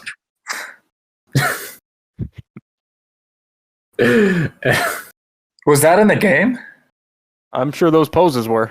It looks like she's doing some twisted form of halfway jumping jack. She's lifting. She's lifting invisible dumbbells. Solitaire, I want you to put this GIF over the entire discussion of May. Just like in the corner, like it's one of those. It kind of looks like a loading screen icon. I'm trying to think of like music that would fit with this. Unfortunately, yeah, I don't have a whole lot to say, and I think that's just because like, there's a good like chance that I played with her while I was sponsoring other characters, so I probably wasn't focusing on her that much anyway. But I think there could probably just be more done with her just talking about Pokemon and stuff. I mean, Pokemon is just such a, and I don't want to say easy, but it's such a rich source because there's just so many things that you could talk about as a character from that franchise. I think the challenge is just making them unique and having each Pokemon have something different about them because you don't want too much over. Yeah, I think she's one of those characters, and again, I could be wrong. It's been a long time since I played her, so if you're one of the writers of May and you're listening to me, it's like there's a good chance I don't know what I'm talking about, but I kind of remember her as being one of those characters that kind of talks about the game and clothes a lot, so there's just not as much memorable discussion when she's on the table. I had a similar experience when I tried her out. I tried her out for like the Easter event, which I don't think changed her dialogue too much. But yeah, she was mostly just commenting on the game. Her art is obviously an enormous improvement. I love the way she looks. She's super cute. But I don't know why people keep making these main character Pokegirls. Because like they're cute. May, Dawn, Rosa, like Hilda at least has a nice ass. So that's kind of a personality trait. You know, I could target that. You know, damn girl, you shit with that ass. But yeah, I remember when my girlfriend told me that pickup line like months ago, and I was just cracking the hell up. It's one of the most cursed and blessed things she's ever said. But like they all have the same personality, which is, "Hi, I like Pokemon." I bet you do. What can you? Is there anything interesting about yourself you can say? It's very difficult to target that because no other character knows what a Pokemon is. Yeah. What sense are you supposed to make of that? Yeah. I think what you need to do when you make a character from Pokemon is you need to spend a couple like hand lines or maybe even strip sequence lines where they're talking about, I come from a world where Pokemon are da-da-da-da-da. And you just need to do it quickly because everyone who's playing the game is probably going to know what Pokemon are, so you don't want to overstay your welcome with it, but just enough to kind of give that immersion, like to Spinanon's point, so that other characters kind of know what she's talking about, and then they don't have to ask as many questions. And make sure you define their characters well enough in that time, too. Right. I mean, think about it. If you're targeting May and you're like playing the game, you don't want to see other characters asking her what Pokemon are.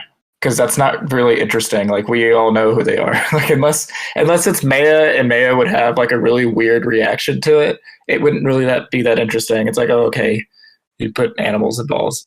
Like, I've done that myself with some of the interactions between Jim and Cynthia, but I like to think that we made it interesting and fun enough to write that we were able to get away with it. Maya and Jura have the benefit of not being from Earth, which means they can go, oh, Earth has a bunch of weird animals on it. And they can kind of run with it.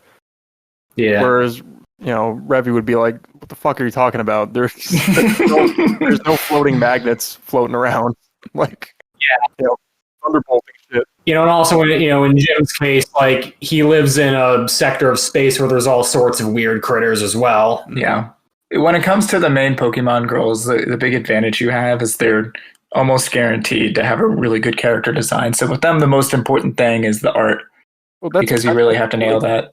And so because the good news is you've got Horsekiller doing a hell of a job. So even like the gym leaders, like the NPCs that actually have dialogue in Pokemon, most of their personality is just, hi, I like Pokemon.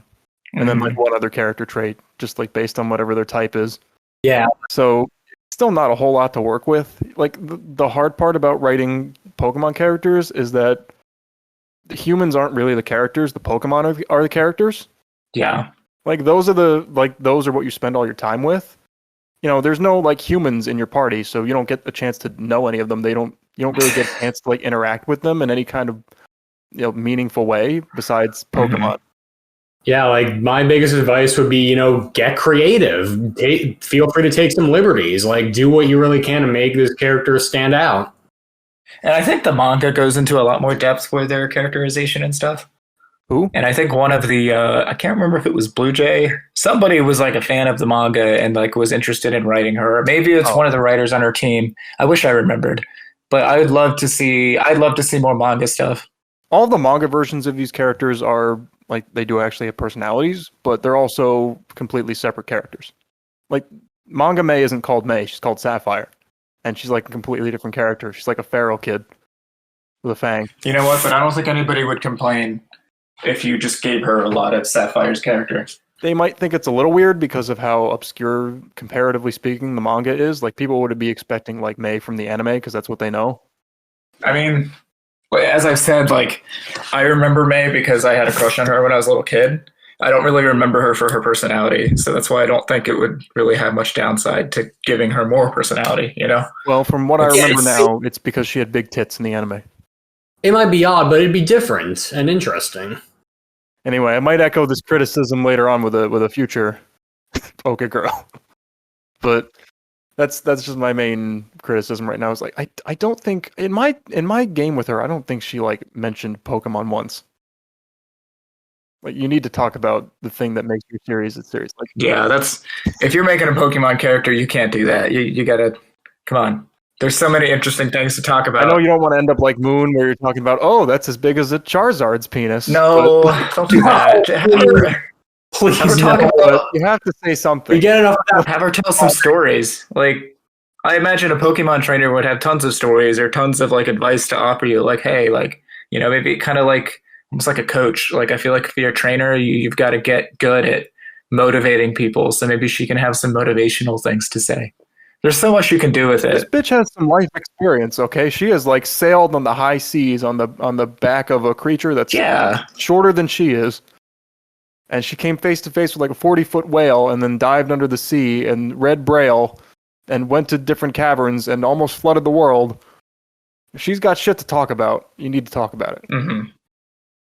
Okay, just make some shit up. You don't have to be that married to the source here. Yeah. I mean, the whole thing, the whole appeal of Pokemon is just doing, playing the campaign however you want with your own team. So just make some shit up. I'll tell you what, speaking of making stuff up, I think Cynthia's done a pretty good job. Alpha Man did a pretty good job with Cynthia doing that. He even kind of threw a little tease at Sentimental Rotom. Because and it actually fooled me when I played with her because she talked about the story of the Sentimental Rotom, and I'm like, I wonder if that's where that our buddy the developer Sentimental Rotom, I wonder if that's where he got his name because here's Cynthia talking about it, and I asked him, and he's like, no, that's not a thing. So Alpha Man had just taken Rotom's name and made a line out of it, and it worked. It was really good. I don't think Cynthia. I don't think Alpha Man has played Pokemon games either. Which is just hilarious to me. But yeah, I think like without her mentioning Pokemon, all she was the entire game was just like a nice girl. Uh-huh. Which that's not a lot. Come on, get with the program here. She's very cute though, so she's very cute. I can forgive dialogue stuff like that if the art's really good. I can't hear the phrase nice girl anymore without thinking of Book of Mario Thousands of Doors. I've seen that. I don't remember that part. I remember Carbon, the game says nice murderous Koopa. A star piece. Anyway, we talked about Dota 2. We've talked about League of Legends. It's time for another heated gamer moment. Yep. Here with Have Mercy on All of Us, Angela Ziegler, Frau Mercy. Here she is. It's her. Mercy, Lordy. And she is ready to heal you and bounce that fat white ass of hers in Blender or whatever. It's kind of funny how that works. I feel like Overwatch is viewed more than it's played in that context. Yeah, if you know what I mean. I haven't even thought about buying Overwatch and playing it, but Ooh, that Blender stuff. Ooh, Yeah. not bad.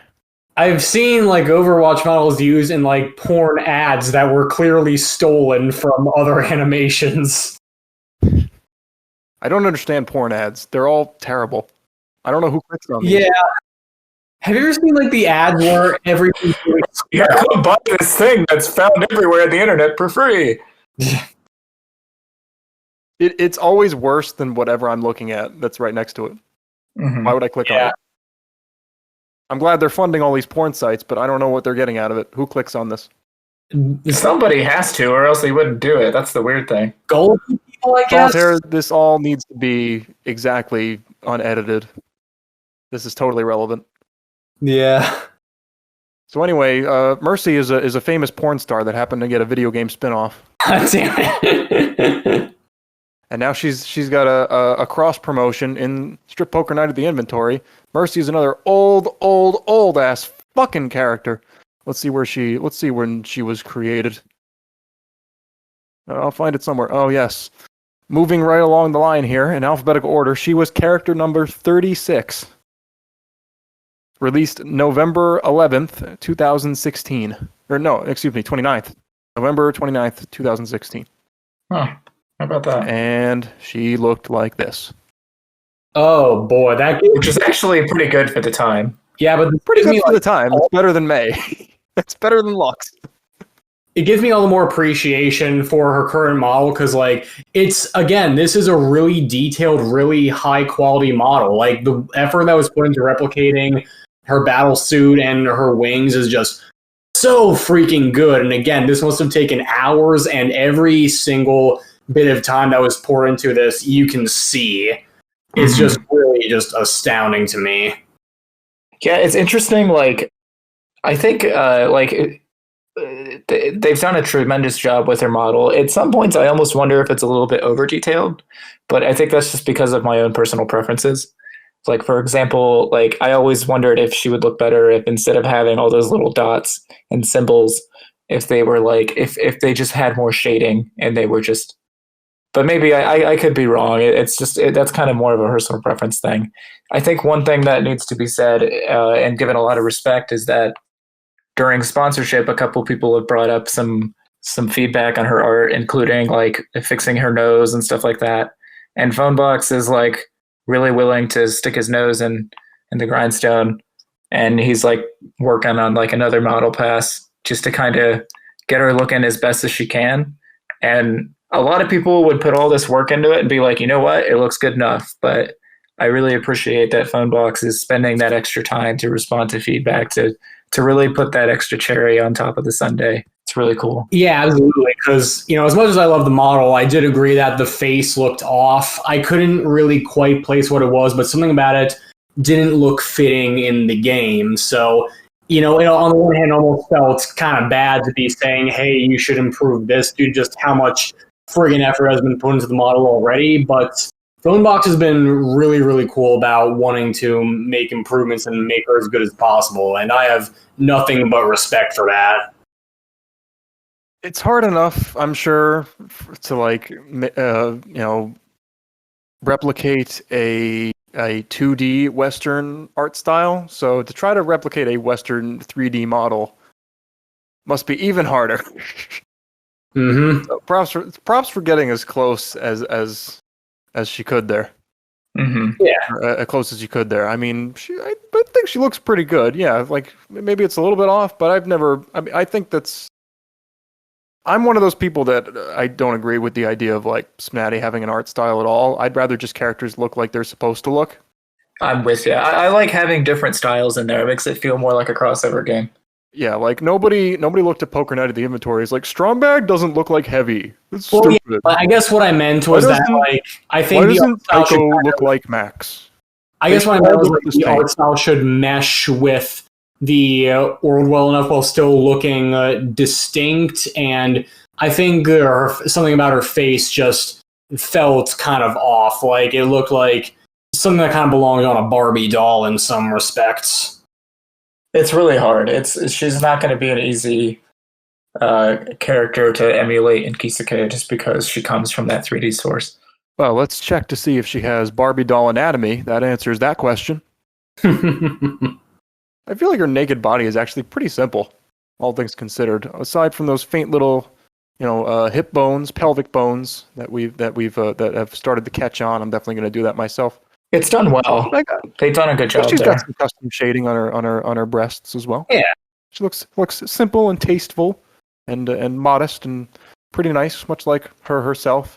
A very serious character, I feel like that's mostly why people just want to fuck her and not joke about her like they do with the TF2 medic, because she's just nice. She's a good person, which isn't very funny.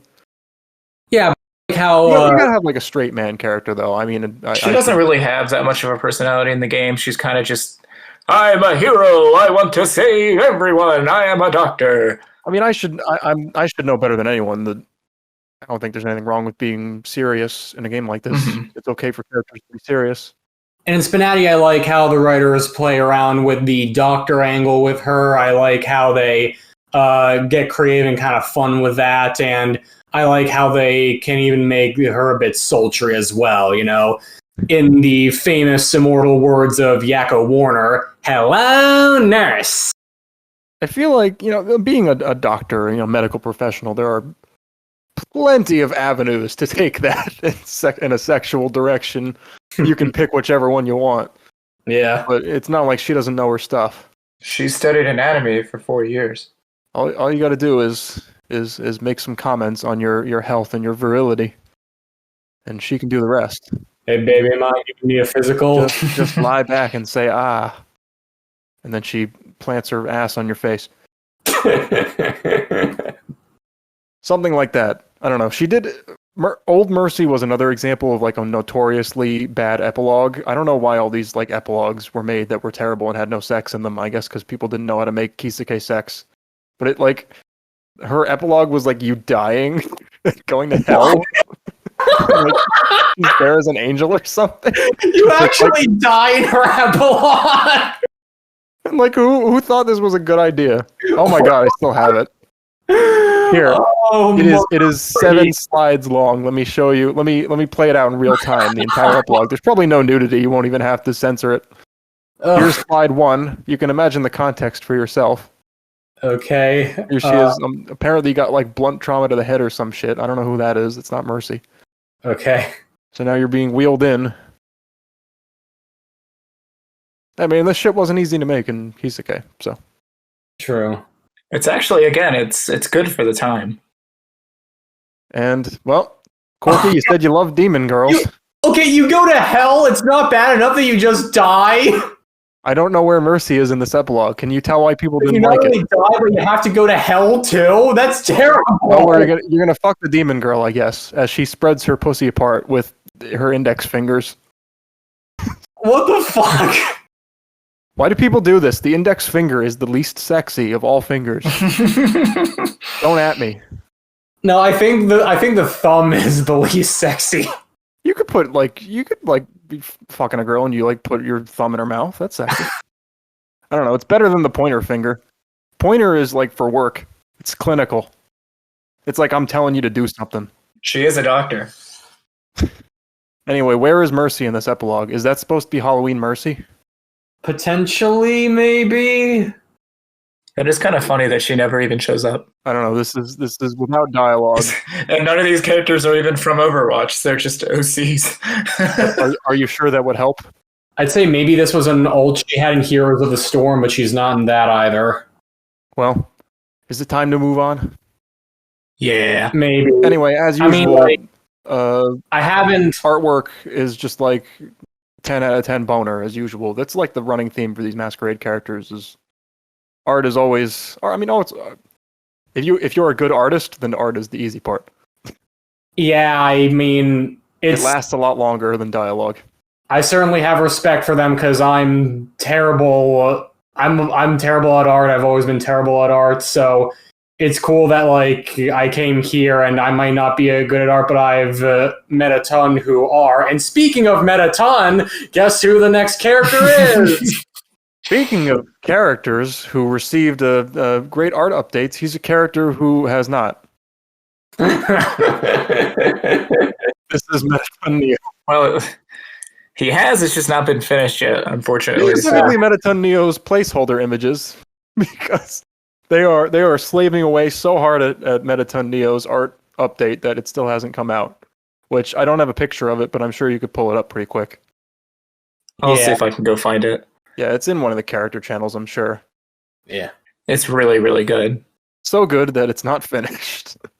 Oh, I think Mettaton's channel's been hidden, so... Oh, well. Anyway, here's a gif of Mettaton doing Fairy Godparents! Have you played Undertale, Spinanon? I've played Earthbound. I'm going to assume that's basically the same thing. No. So you couldn't be more incorrect. It is inspired by Earthbound, as far as I know. Yes, it absolutely is. The vibe I get from it, it's like, I don't know, it's like Earthbound, but like really proud of itself for figuring out how to fuck with your save file, and it's like, yeah, I've seen that before, I don't care. That's not what the main focus of Undertale is, though. It's just like a big part of it, but it's not the central focus. Earthbound didn't feel the need to get like super meta like that until like the final bosses. It was just a funny, fun game. It was lighthearted. I don't know. I don't need to be lectured about how I keep resetting. That's what Undertale is, though. It's the resetting stuff is the thing, but like at its central like core, it's not about that. It's about how you treat people. Yeah, it's a very like earnest, heartfelt kind of game. It's got so much heart in it. I love it to pieces. Yeah, Earthbound's not like ashamed to be a game. It's like, yeah, you kill whatever you want because it's just a fucking video game. I mean, sure, but that's kind of a detached way of experiencing a lot of games. Mm-hmm. You just have to play Undertale, then you'll get it. Go play it. I know what its deal is. It doesn't look that appealing to me. Can't win them all over. Anyway, this is the video games podcast. Anyway, this is an attempt to correct the many sins of a certain Dranky Krang who has tried to scrub his name from this collaborative project, and I'm just going to say you inflicted this upon all of us. You don't get to weasel out of it that easily. More like Drunky. I will be dragging your name through the mud until you come to face the music. Here he is, Mettaton, which honestly, not a terrible model for the time he was made.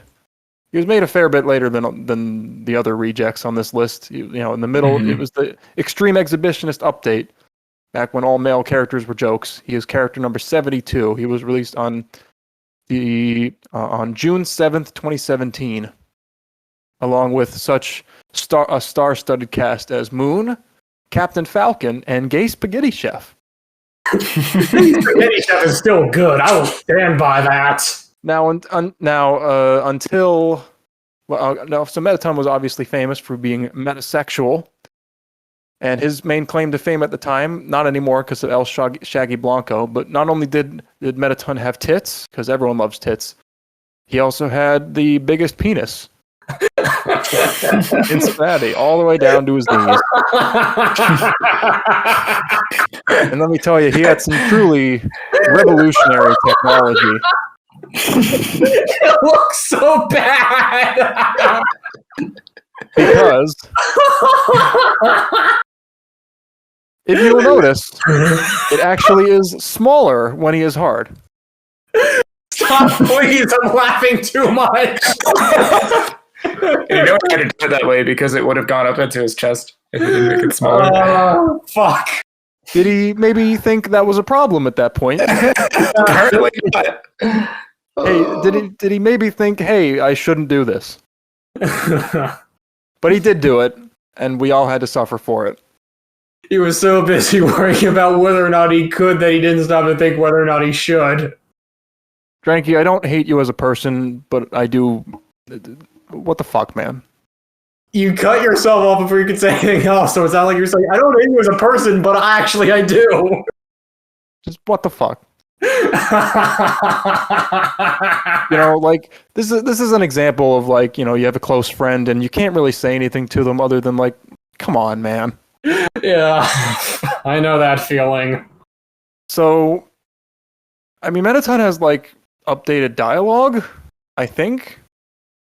Yes, I I believe mean, so because I didn't play with original Mettaton a whole bunch. I don't remember what's new. I didn't either, but I played with both and I noticed a major difference. And I know Carbol is on the team as far as I remember. The thing is, when I played him, the dialogue seems spot on for Mettaton, and I don't trust that Dranky Ken did that good of a job. So I'm pretty sure it was Carbol that did all the good stuff. Carbol's such a lad. The only thing I wonder if his dialogue should be in all caps like it is in Undertale, but maybe that would kind of look shitty in SPNatI. I don't know. Eventually, it might get a tap. What is Mettaton's thing in Undertale? What is his deal? It's really hard to explain. He's basically like a puzzle machine that got like magic into like a ghost possessed it and turned it into like an evil robot. But it wasn't supposed to be evil, but it was anyway. And he runs like shows and like tries to kill you during the shows, and it's a boss fight. Basically, Mettaton's motivation is wanting to be the biggest star there is. So, like, he's become the biggest TV and show star of the underground, but now he wants to help monsterkind get to the surface so he can become the biggest star of the human world as well. Why do we have like two Undertale characters, both of whom have received numerous reworks, and there's no Mother Earthbound characters? Where is Kumatora? You mean the goat lady? I don't think you want to loot the goat lady. People Kumatora. have. There's been a lot of people who have. No, Mother as in Earthbound. Oh, You stupid asshole. well, I haven't played Earthbound, so I don't know about it. God, I forgot that you haven't. You're like anti-weebs. I started playing Mother a while back, but then I accidentally fell off the wagon. I think it's because I started playing Arcanum of Steamworks and Magic Obscura. Kumatora is a cute tomboy in an oversized shirt / coat, and she has short pink hair, and she's fiery and she's cute. Why can't we have that? Why do we have gay robot with dick down to his knees and murder girl? Why? Why does it have to be this way? That's just the way it is. Is it because Trump won? Is that why we're living in this world? Sounds to me like you're having a bad time. Yes. The grass is growing, birds are singing, and I'm getting dunked on. My sun shines. Is it time to move on? Cool Cat, do you have any thoughts on Mettaton Neo? I'd love for his art to come out. I'm looking for the new model, and I can't find it looked anywhere. Very good. It looked very impressive. He had very womanly hips, which helps a little bit. He also had. It started to make me understand the metasexual thing. He still has a big penis, although it looks more robotic and less like a zombie.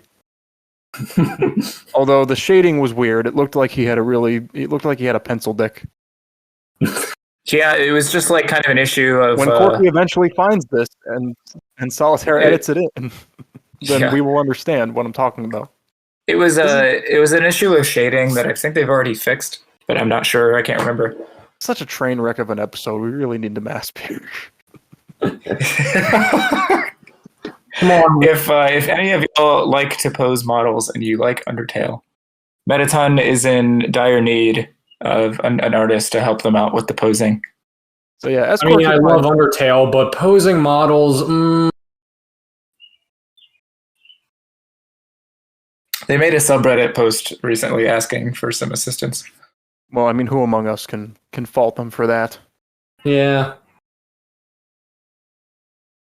Anyway, my main point here is reject Undertale or return to Mother.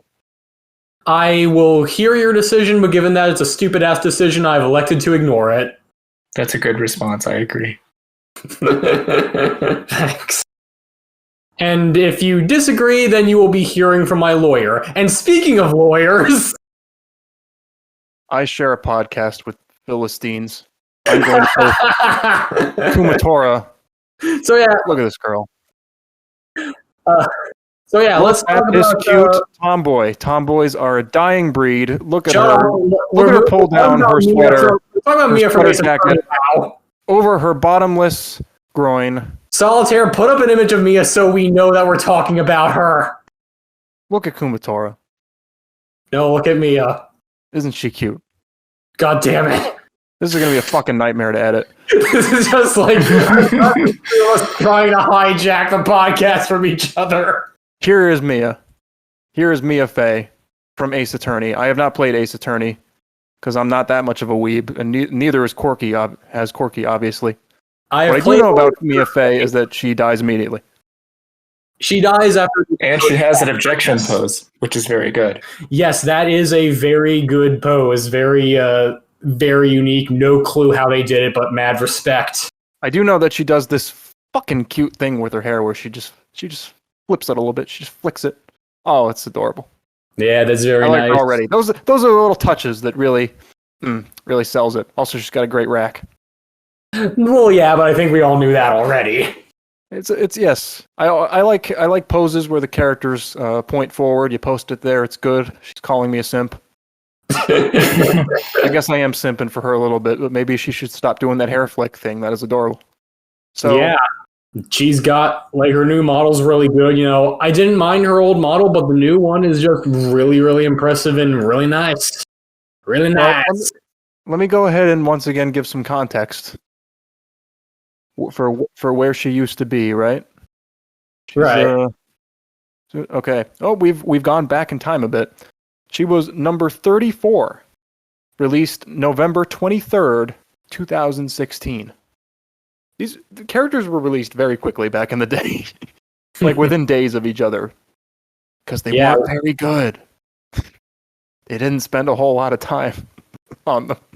Here's a still from her epilogue where she changes back into like her younger sister, who you're actually fucking. But she's like taller and older, and then when you're done fucking her, she transforms back into the younger sister. It's very uncomfortable. And now some alarm bells are starting to go off. Yeah. I don't want to look at this anymore. Hey, there's Mettaton. Please edit that in at the appropriate point so this doesn't look like a complete fucking piece. Yeah. Why are Mettaton's hands backwards? That's a really good point. Yeah. I don't know. It is an oversight by Dr. Alfies. We'll go with that. His right hand is backwards. I'm gonna have to comment on that. Yeah. Not a good showing for Mettaton, huh? This might be an old image. It's probably not even up to date anymore. That's my criticism. His hand is facing the wrong way. I guess he's a robot. He could probably just spin it around. True. Yeah. Anyway, back to Mia Faye. Cool Cat, what are your thoughts on the new and improved Mia Faye? She's now no longer channeling her sister channeling her, because that is way too much for me to accept in a 30-minute strip poker game. Yeah, I like how they've kind of abandoned that and want to lean hard into her being her own character without someone else living inside her, literally rent-free. I like how they're beefing up her lines and especially like giving her a lot more targets. I always thought she lacked in targets, so it's nice to see them expanding on that more. And I'm glad to... she's a very classic character. She's a very iconic character of Ace Attorney, but the dust was clearly starting to show on her, so I'm glad that she's been getting this renovation for the diehard fans of Ace Attorney, and I can expect that she's going to get a lot of mileage from the players. I wish we had Hex here, because he has a lot to say about how she was written in SPNatI from the Masquerade stuff. And I don't know enough about Ace Attorney to really have a side, but I remember it was a really interesting discussion. It had something to do with them changing the whole, like, because her old rendition, like, it was assumed that it was like somebody else's ghost that was possessing her, so that it explained why, like, she was alive or something. But that's what I just said. But like now they've changed it to where she's like. Did you already talk about that? I'm sorry, I was distracted. You've been searching for Mettaton, I understand. Yeah, but I will say that if you go the route where it's like, okay, it's only like before when she was still alive, it does leave a lot of stuff on the table as far as, again, I haven't played Ace Attorney, so I'm talking out of my ass here, but I will say that if there's an opportunity to talk about things that happen later in the story, that gives you a lot more material. So I definitely think it's worth like finding some kind of explanation. It doesn't really matter what it is because like people aren't going to be putting on her table to get lengthy explanations. They're there to play with Mia. So if you can make her more interesting by just saying, "Oh, it's an alternate reality where she doesn't die," just do it. Like it's not gonna ruin anyone's experience if you do it that way. I think it'll just make it better because you'll have more stuff to write about. She was not. Yeah. She didn't die. She was just sent to another dimension. She got better. Yeah, you could. If you want to get real cheeky with it, say that supernova took her. She was sent to jail. What? Full One Piece. I do think there's a potential of like every other Ace Attorney character who targets her to just be like, oh well, here's what happened while you were gone, and like maybe that's not what they would do. Now that I think about it, but I can tell you that wouldn't really be very interesting to play with if every character basically had the same conversation with her that shared her source, because they're like, oh, you're supposed to be dead. That wouldn't really be that fun. But is that what all the rubies say to Pyrrha? Didn't you die? I don't think it is. So I'm probably just being a jackass because that's probably not what they would have done anyway. But well. I will say, Faye is, or not, God damn it, Mia. It's one of it is her last name, so no wonder I got it mixed up. Mia is another one of those characters, kind of like Faye, where I've always sort of been in her corner. I don't think she's ever been bad. Like, this is what she used to look like. But even this is like kind of updated art. This is like her when she was updated around like 2018, 2019. Still looks a magnitude better. I feel like you can see like she has like a different hair color because it's supposed to be like Maya channeling her. Yeah. I know a little bit about Ace Attorney, not a lot. But I know Franziska von Karma's cute. That's what I know. But like she's never been bad. It's not like Cog made her in 2016 and then just abandoned her. Like he kept updating her for a while. He updated her art. He just kind of like slowly stopped giving her updates, so she just kind of slowly sank to the bottom of the roster because there's just, she was competing against like better, newer characters, bigger line counts, and she just wasn't getting anything. So nobody voted for her. But she's never been bad, I never minded her. So I was happy to see, like, out of all the characters, she probably wasn't one that like was in dire need of an update. But I think making the character's premise just simpler and just like it doesn't need this tortured explanation of like how she's there. It's just like you make her because you just like Mia Faye and you just want to see her strip. Right. Like it's all it has to be. Very much so. Don't ever overthink it. I think that's a really good point. And, I'm always down for like a serious, professional, competent woman. Would it make sense for her to just talk a lot about lawyering stuff, or is Ace Attorney so she's not out a girl there that it wouldn't? You look at that. You look at those honkers. She's a woman. But would that make sense though? Like, I don't know much about Ace Attorney, so like I don't know if it's like, oh, well, they're shitty lawyers, so it would make sense for her to talk about law because she doesn't know what she's talking about. I don't know. She's like a mentor to the main character. Yeah. Okay. So I don't think she's terrible, but I don't know if they didn't expect it to make any money. I don't know. That's the only reason I can think that, like, why they would kill her off so fast. Like they didn't think there'd be sequels. Well, because she's the mentor. That's not the thing where the mentor always has to die. No, it happens like really fast. Yeah. But yeah, I'm excited to see where this project goes.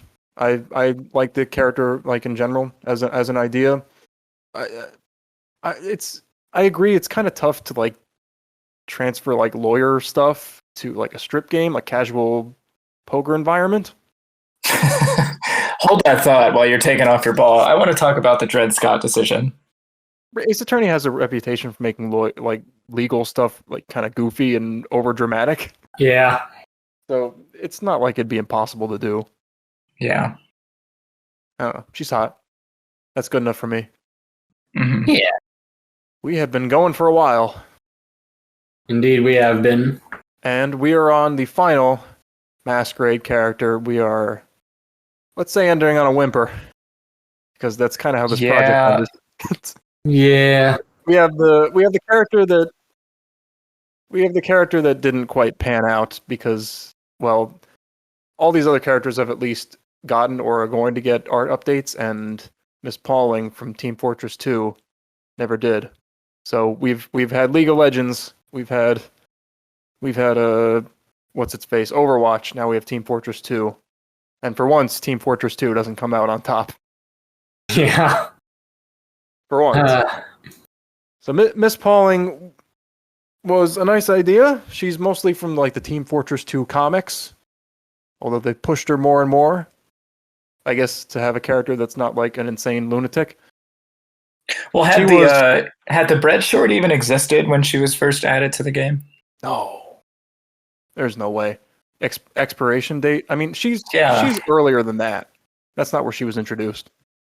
She was introduced in the comics before that. Right. I mean, like, did expiration date come out after she was in SPNatI? Because let me check. That's kind of that short is what made me like Miss Pauling. I didn't care about her until then. Yeah. Let me search it up. When did the expiration date come out? That's what I'm looking up. It came out 6 years ago. Okay. June 17th, 2014. Wow. Okay, so it was out by then. Where is it? Yeah. Miss Pauling was the 14th character ever made. It came out on August 31st, 2016. So yes, it was out by that point, which is kind of a knock against her in SPNatI, to be honest. Yeah. Yeah. She didn't have a whole lot to say in SPNatI. Well, when you do now, she didn't really. No. This Masquerade project didn't really pan out. Her writer wrote some stuff. It kind of got some criticism for being out of character, and she hasn't really gotten any updates since. Everyone kind of left the project. Model update didn't happen, so there's not a whole lot to talk about. I don't know. Do you want to say anything? Yeah, when you do stuff like Masquerade, like not all of them are always going to pan out. That's just kind of how the game goes. Yeah, you know, that's just what happens with collaborative projects. They're not all going to be great success stories, and that's okay. You know, it happens. And this one had a lot of new writers who were just falling into a lot of the pit traps beyond just the out characterness. Like there was just a lot of times where they said stuff that just didn't really make sense, or maybe just was really bland. It's kind of the same line that everyone writes. I think everyone kind of writes the same first 300 lines of dialogue when they first open the character editor, just because of how weird it is to learn, and how like I think a big part of it is the default lines. I don't like the default lines. I think they kind of encourage you to write bad dialogue. So you kind of have to learn to ignore them and just do your thing. Yeah. So it tells you like you should comment on this instead of this is what's happening. Yeah. And that's just not like when you think what your character says when they take off their socks. And when you read that, the first thing that comes in your mind is, well, guess it's time to take off my socks. So that's not fun to read. And so she's got some of that. And then, yeah, to Spananon's point, she's got a lot of stuff that doesn't make sense for Miss Pauling as a character at all. So they just kind of didn't really hit her voice very well. So, I mean, they didn't have a whole lot of time to get it right, but no, kind of flamed out pretty fast. Right. It's just kind of a perfect storm. Like, I think the veteran they had on their team was kind of having issues, having time to help them out. Where, like, I think they needed someone to really take them under their wing and kind of take the project lead. And just for whatever reason, they weren't able to make it work. And that's okay. It happens. I mean, I've had failed projects of my own. So it's not really that big of a deal. It's not the end of the world. Would you like to give us any life advice from the times of Hatsume Mei? Oh, I can give you plenty. So the big reason why that project fell through is because that was the first Masquerade I was making Mei Hatsume. And I joined the project because I wanted to collaborate. But I ended up needing to do all the writing myself because the other writers were missing in action.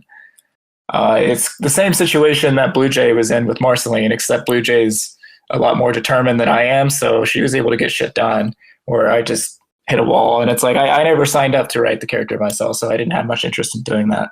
So we got her barely playable, but a lot of her poses still aren't finished. She's got like half a model update in there. So like, she's a very broken, unfinished character. I'd love for someone to pick her up someday, but I'm not really interested in doing it.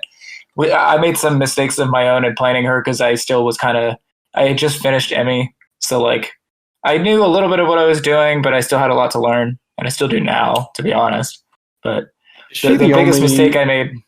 Is she the only like My Hero Academia character we've had besides Ochako? Yeah. Yep. You gotta love how this game's panned out in terms of like popular franchise. The biggest mistake I made with her, I wanted to do like a gimmick thing where every time she loses, like she shows off a gadget as she's stripping, which is a fun idea, but in hindsight, it wasn't smart because that made her purpose for being there to show off her gadgets, which makes total sense if you know who the character is. That's all she cares about is showing off her gadgets. But it's another one of those things where you have to remember what game you're playing. Like, that's not what the focus should be. People aren't putting her to see her gadgets. They want to see her strip down. So, Yeah. So learn from my mistake. Like, you don't have to do some crazy, stupid gimmick. Like, and the problem was, like, that's a big reason why she wasn't finished because, like, we had to come up with a new gadget for every stage. I had to, like, come up with clever things for her to say about it because I didn't want her to say the same thing every time. It just added a lot of extra work that we didn't need to do, you know? Like, she didn't need that to be fun to play with. Gadget 1, dildo. I was trying too hard to reinvent the wheel, basically. Gadget 2, bigger dildo. I think that like Pauling's kind of an uphill battle to begin with because her main purpose in TF2, especially the comics, is just to be an extension of I don't remember what her name is, but like the old woman who walks over and controls everything the mercs do. Like she's basically the second in command who she relies on to get shit done. So that's kind of hard to pull off unless you really know what you're doing. It'd be like trying to add in Nastasia from Super Paper Mario. It's just their role is being the second fiddle to the big bad. So you gotta really know what you're doing in order to pull it off. She would not be an easy character know that, to write. Or how many people know that character? I do. Anyway, do we have any final thoughts on Pauling or your experiences in the Masquerade in general? None in particular. Yeah, we basically said all that needs to be said at this point. Well, we had a little trouble getting there. We sure spent a lot of time, which getting through these 10 or so Masquerade characters, which we've certainly made them wait long enough. So I hope we gave them all proper time and discussion. I don't think so. But I think that'll about do it for this episode because we have filled more than enough. Mm-hmm. Hopefully, Solitaire can edit something out of this nightmare. Be coherent. We appreciate the work you do, Solitaire. Do you have any final thoughts? Anything you'd like to plug? Anything you want to say about your upcoming projects? Well, I want to tell people to go sponsor Neptune because she's awesome. Oh, I didn't make hers, but Neptune's great. I'm glad that Nutty's finally going ahead with putting her up for sponsorship. It's kind of fun to think about because, like, when I first made Jim, I would not have guessed that she'd be a character that I'd get many interactions between them with, and yet she's one of his most targeted characters now, which I think kind of goes to show when you get into the deving for SPNatI, you never really know what to expect. Yeah. I think that's really fun. She's got one of the most impressive models in the game. I mean, look at her dress. It's got transparency in it. It's insane. He did such a good job. I think it's the most impressive model in the game. Nutty just went above and beyond with Neptune, and even as someone who's not familiar with her source material, I have nothing but respect for everything that he's done with her. It's one of those characters where you could have made it like a good, solid model, and she would have looked great. And then not only did he take her to 11, he went to like fucking 13 with her. Like, he just went above and beyond with everything. So he should be very proud. He went to 45. He really did. It's nothing to scoff at. If you look at, like, she's one of those like rare models where you can like zoom in and find new details that like you can tell he spent hours perfecting, and it really pays off. Yeah, absolutely. So Cool Cat, I feel like Jim targeting her so much is just like, it's almost like whoever like your testing table classmates are. You sort of gain an unusual attachment to them because you're both very active at the same time and kind of figuring things out together. Mm-hmm. Yeah, I think that is a lot of it because, like, you know, when Nutty first made those targets, I was saying, all right, yeah, I'll respond. Sure, I don't know how much mileage this will get, but I'll go for it. And since then, like, I think Nutty and I have just had so much fun writing all of it and just seeing where to go with it that there is a fondness I have for her. Like, I love writing with anyone. I will never say no to a writing partner, but there's just something special about, like, you know, the stuff that that Nutty and I have written together. But we all know who Jim's favorite girl is. I was wondering if you would bring that up tonight. Oh my god, I can't believe just how much that crack ship has rolled out of control. That's Amy? That's the beauty of SPNatI. I thought you were talking about Shara. Because he talking about Shara. Oh my god. I know Jim doesn't really, blend in with a lot of the cast, but the fact that his main harem is like Neptune, Amy, and Char. No, Char's not in that harem at all. He friggin' hates her. Yeah, but he targets her a lot. they could like all simultaneously climb on his back. Yeah, climbing on his back while he does push-ups.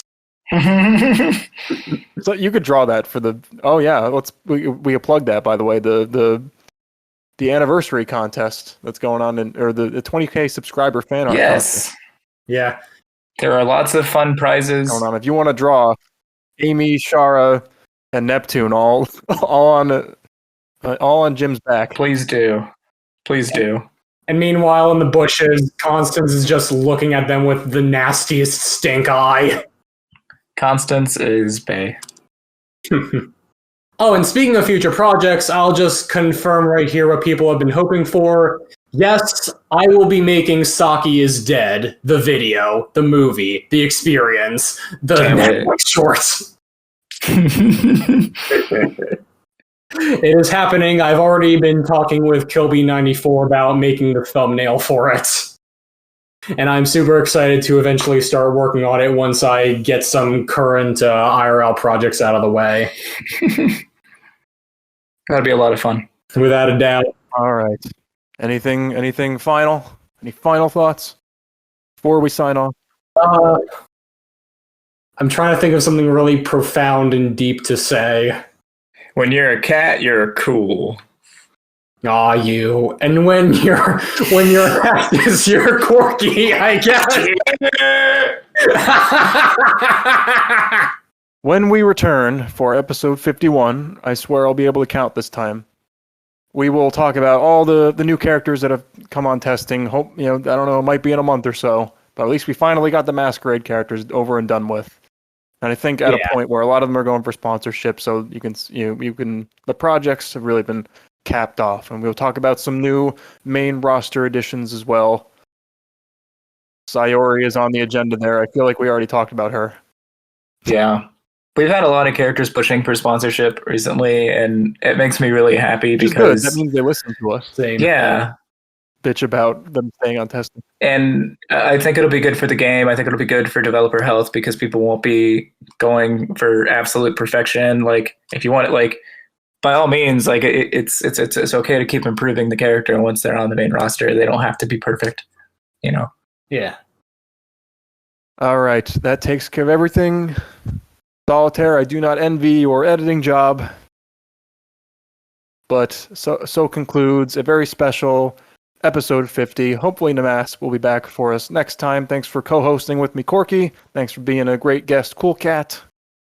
Of course. Happy to be here. Yeah. All right. We got to go thank some biker gangs to show some appreciation. Maybe pet some owls, too.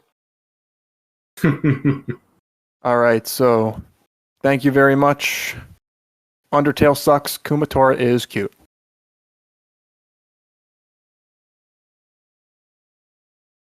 But if you're writing forfeit lines, you want it to look flirty and interesting.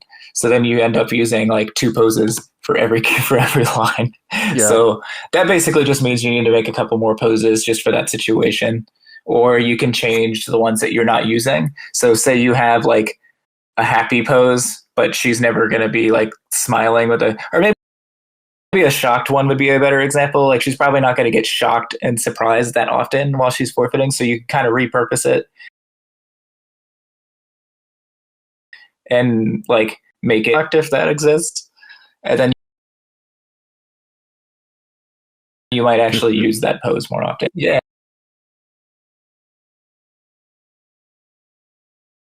Yeah.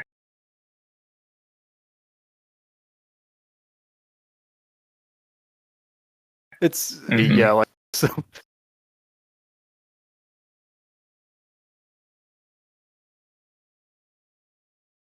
That tells Yeah. me that you don't just let it sit there. Don't just let it sit there like Faye's half-eaten dog food. It's easy to say, but he's right. Yeah. I've always been in Faye's corner, even when she was down in the depths. I'm really glad she looks more anime accurate now, because she is quite a honey.